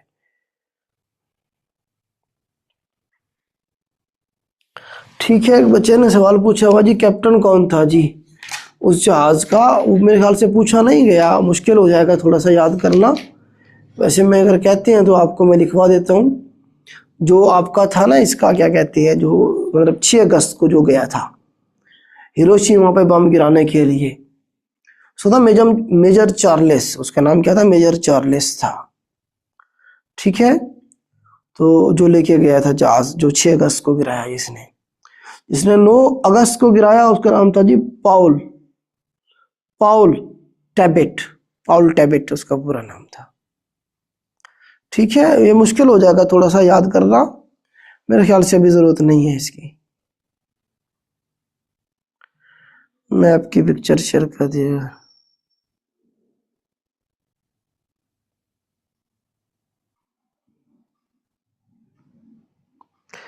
ये बच्चा कह रहा है जी कनाडा पढ़ाते हुए आपने कहा था कि जो लार्जेस्ट कंट्री है ऑफ द वर्ल्ड वो रशिया है या कनाडा। बेटा मैंने आपको क्लियर कर दिया था, ये मैंने लिखवाया था आपको RCUCB। आर से रशिया, दुनिया का सबसे बड़ा जो मुल्क है रकबे के लिहाज से वो रशिया है।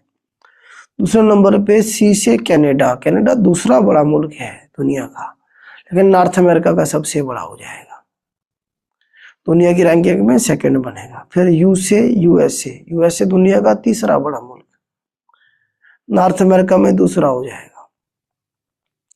ठीक, RCUCB चौथे नंबर पे चाइना दुनिया की रैंकिंग में, 5वें नंबर पे ब्राजील दुनिया की रैंकिंग में। मैंने करवाया था।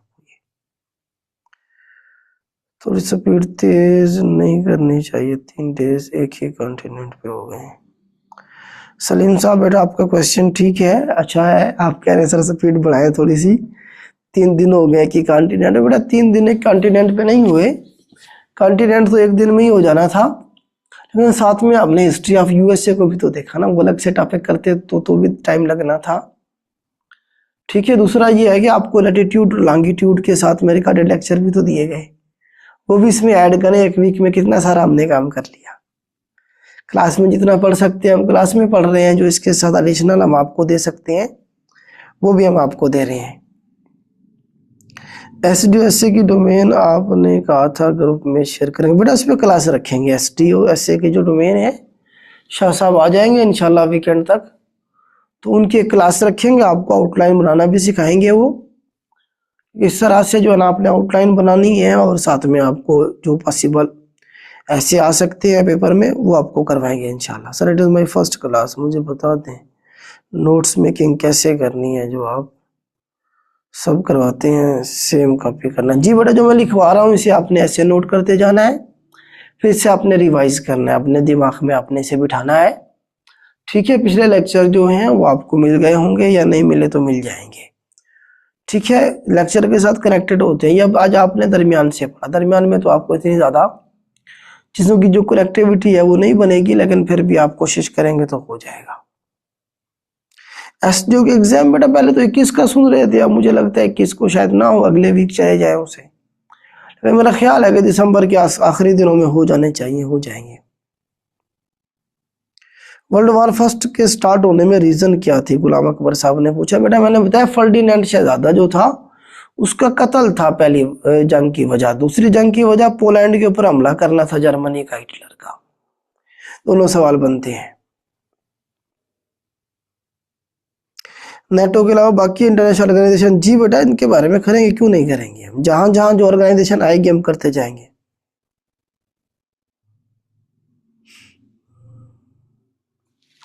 हाँ, ये बच्चे ने सवाल पूछा जी एफडी रोजवेल्ट जो था ये रिपब्लिकन था या डेमोक्रेट्स था।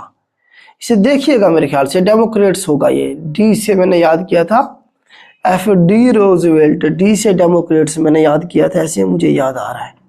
इसे आप मजीद चेक कीजिएगा, काउंटर चेक कीजिएगा, गूगल आपको बता देगा कि कौन सी पार्टी से इसका ताल्लुक था। ठीक है,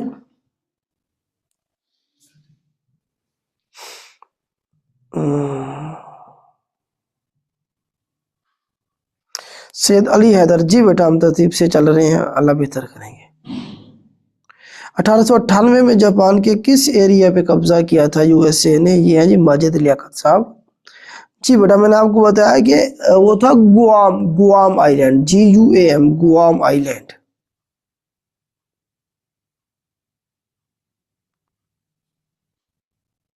छब्बीस जून 1945 को क्या हुआ? 26 जून को बेटा जो यूएनओ का जो कॉन्स्टिट्यूशन था ना वो रेटिफाई हुआ था। इस तरह से क्या लिया आप, यूएनओ का जो कॉन्स्टिट्यूशन है वो बनाया गया था, वो अप्रूव हुआ था, इस तरह से क्या लें, जबकि यूएनओ की बुनियाद 24 अक्टूबर को रखी गई थी। जो कुछ आप लेक्चर में समझाते हैं उसके अलावा हमें खुद से किन चीज़ों पे फोकस करने की ज़रूरत है? बेटा इसके अलावा आपको फोकस करने की ज़रूरत है पास्ट पेपर पे। पास्ट पेपर पे मैक्सिमम फोकस करें, डेली का 5-7 करें, 10 तक ले जाएं इस रूटीन को। I heard that World War was started due to the Austrian-Hungarian, Austrian-Bosnia and why Cold War started USSR। अच्छा ये है जी हानिया। बेटा देखिए मैंने बताया वर्ल्ड वॉर फर्स्ट इसलिए शुरू हुई थी कि जो फर्डिनेंड शहजादा था ऑस्ट्रिया का, उसे हंगरी में कत्ल कर दिया गया था। इस वजह से जो थी जंग शुरू हो गई थी। वैसे देखें तो बहुत सारी और रीजन थी, जिसमें आप देखें सल्तनत उस्मानिया जो थी, ऑस्ट्रियो हंगेरियन अम्पायर जो था, वो मतलब है कि जो बाकी ताकतें थी उनकी आंखों में खटकता था, वो बर्दाश्त नहीं हो रहा था उनसे। ठीक है, इसीलिए आप मामलात इनके आपस में कहीं ना कहीं चल रहे थे। लेकिन जो शुरू हुआ, जिसने इस जंग को शुरू किया, जो इवेंट हुआ वो था फर्डिनेंड शहजादे का कत्ल। ठीक है, ऑस्ट्रिया का शहजादा फर्डिनेंड, उसका कत्ल।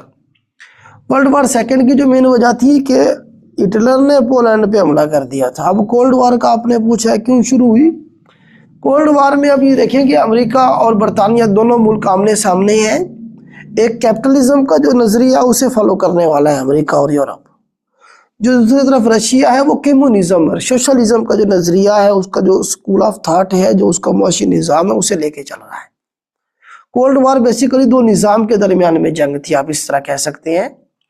इन दोनों मुल्कों का नुकसान नहीं हुआ था ना पहली जंगों में, तो ये दोनों अपने आप को सुपर पावर के तौर पे देख रहे थे। रशिया कहता था मैं सुपर पावर हूँ, अमेरिका कहता था मैं सुपर पावर हूँ, मेरा वर्ल्ड ऑर्डर चलेगा। रशिया कहता था कि मेरा जो निज़ाम है वो चलेगा। तो इसीलिए दोनों आप आमने सामने थे और लड़ते रहे।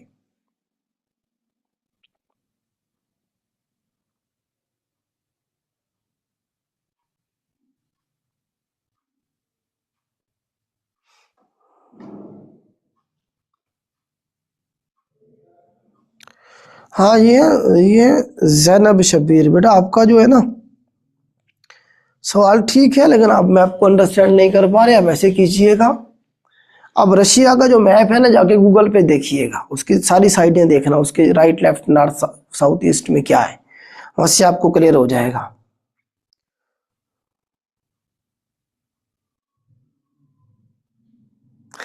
हैदर अली साहब कह रहे हैं Khan Sahab introduce many project like shelter home, trillion trees, dam, health care, health card.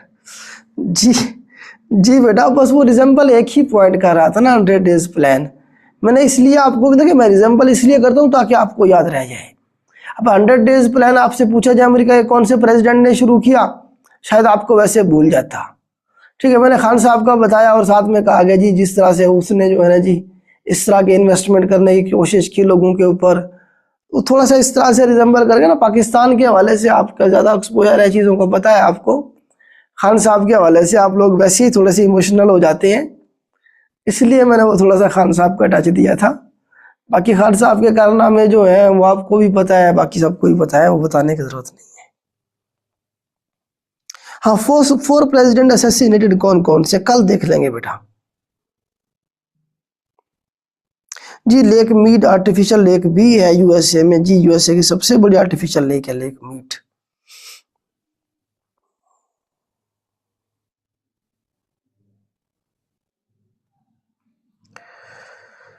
Speed slow रखें, नोट्स लेंथी बन रहे हैं बेटा, स्पीड थोड़ी सी बढ़ाएं अपनी, सिलेबस मुकम्मल नहीं होगा मैं मजीद अगर स्पीड स्लो करता हूं तो।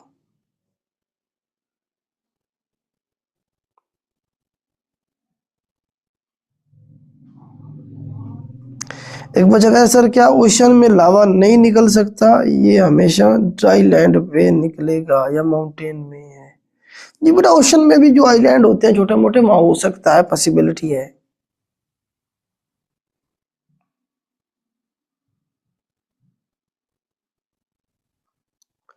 इंटरनेशनल डेट लाइन कह रहे हैं जी, आपने कहा था कि शेयर करेंगे बेटा। वो जो लैटिट्यूड वाला लेक्चर था ना, लॉन्गिट्यूड वाला, उसमें इंटरनेशनल डेट लाइन के थोड़ा सा कंसेप्ट आपको समझ आएगा। जो जीएमटी लाइन है उसके अपोजिट साइड पे है ये इंटरनेशनल डेट लाइन। मैं शेयर, मेरे ख्याल से हो गया था, लॉन्गिट्यूड वाला लेक्चर शेयर नहीं हुआ, नहीं हुआ तो मैं कहता हूँ वो भी शेयर कर देंगे। लॉ की प्रिपरेशन कहाँ से अच्छी नहीं है, क्या असिस्टेंट स्टूडेंट जेल के पेपर में अपेयर होना चाहिए? जी बेटा जरूर होना चाहिए। ये है मोहम्मद अलियास राणा साहब, राणा साहब जरूर अपेयर हो, आप अपेयर होने से ना बचे। जो लॉ का पोर्शन है कर ले, रिकॉर्डेड लेक्चर आपको दिए गए हैं वो कर ले अच्छे से। मैंने मैसेज करवाया था आज, जिसने लॉ का रिकॉर्डेड पोर्शन लेना है, लेक्चर लेना है फ्री ऑफ कास्ट जो है वो मैसेज कर सकते हैं, उस नंबर पे मैसेज करें, आपको ग्रुप में ऐड करके वहाँ लेक्चर दे दिए जाएंगे। ASJ के आप कर लें, 3-4 दिन है, टाइम लगा लें बेटा, इसके ऊपर हो जाएगा। हर बच्चा यही सोच के नहीं जाएगा तो फिर सीट किधर जाएंगी।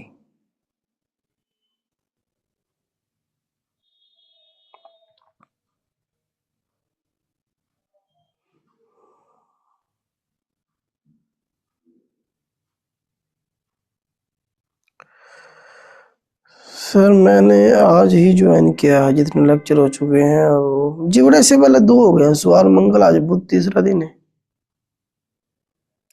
शेयर हो जाएंगे बेटा, आपके साथ ना हो तो मैसेज कीजिएगा जिस नंबर से आपको क्लास का लिंक दिया गया उस पर मैसेज। होलोकॉस्ट क्यों हुई और व्हेन डेट? जी होलोकॉस्ट बेटा ये इस जंग के दौरान हुई, इस जंग के तो कोई डेट नहीं है एग्जैक्ट इसकी। इस जंग के दौरान इसने यहूदियों को बंदी बनाया। असल में यहूदी जो थे ना इस जंग में बरतानिया की तरफ से लड़ रहे थे, बरतानिया की तरफ से लड़ रहे थे, और इन्होंने रशिया को भी जो है ना कन्वेंस किया और बरतानिया को भी, इस तरह से इन्हें अमेरिका को भी कन्विंस करके इस जंग का हिस्सा बनाया। तो हिटलर देखिए इनके भी फिरके हैं बेसिकली, आप इनकी अपनी आपस की कोई से ग्रुजेस हो सकती हैं हिटलर को इनसे। तो इसने इन्हें पकड़ पकड़ के मारा था, कैदी बना के इन्हें जो है ना ढूंढ ढूंढ के कत्ल किया था उसने। पीएमएस के लिए 1 पेपर सिलेबस कितना हेल्पफुल होगा? पीएमएस के लिए बेटा आपका 100 नंबर का आपका जो पीएमएस जीके का पेपर है वो आपका यहाँ से कवर हो जाएगा इस सिलेबस से जो आप कर रहे हैं। उसके बाद जो बाकी 5 सब्जेक्ट आपके बचेंगे, जो मतलब है कि आपके कंपलसरी सब्जेक्ट हैं, उसकी 50, 60, 70% आपकी तैयारी यहीं से हो जाएगी। पाकिस्तान अफेयर का अच्छा खासा पोर्शन आपका यहीं से हो जाएगा, इस्लामिक स्टडीज़ का अच्छा खासा हो जाएगा, ठीक है, उर्दू का भी अच्छा खासा हो जाएगा, इंग्लिश की बेसिक ग्रामर हो जाएगी आपकी, ठीक है, मतलब अच्छा खासा पोर्शन आपका कंपलसरी सब्जेक्ट का हो जाएगा। ऑप्शनल में भी आपको हेल्प मिल सकती है यहाँ से, अगर कोई मिलता जुलता आप ऑप्शनल रख लें तो। जी, इंटरव्यू में यूएसए हिस्ट्री से क्वेश्चन पूछते हैं? जी बेटा ज़रूर पूछते हैं बेटा। यूएसए हिस्ट्री का मैं आपको बताऊं, मैंने एक इंटरव्यू दिया था, ज़्यादा टाइम नहीं हुआ, थोड़ा ही टाइम हुआ है, तो उसमें यूएसए के कॉन्स्टिट्यूशन के हवाले से, उसके मेंबर ऑफ पार्लियामेंट के हवाले से, ठीक है, हवाई रियासत के हवाले से, पनामा के हवाले से, ठीक है, यूएसए के प्रेसिडेंट, करंट अफेयर भी तो आपका सारा यही होता है ना, चीज़ें कनेक्टेड होती हैं एक दूसरे के साथ। जिस तरह से अब करंट अफेयर का सवाल पूछा गया कि जी बताएं अभी पिछले दिनों जो इंटरव्यू हुए, अमेरिका क्यों जो है ना जी पनामा को लेना चाहता है या ग्रीनलैंड को लेना चाहता है। अब आपको मैप में जब पता होगा चीज़ों का, करंट अफेयर भी तो ऐसे ही बनते हैं ना। लॉन्गिट्यूड लेक्चर शेयर नहीं हुआ, मैं करवा देता हूँ बेटा, अगर नहीं हुआ तो आज करवा देता हूँ। एसडीओ की प्रिपरेशन नहीं है, टेस्ट दें? जी बेटा जरूर देना चाहिए, टेस्ट नहीं छोड़ सकते आप बेटा, टेस्ट बिल्कुल भी नहीं छोड़ना है आपने।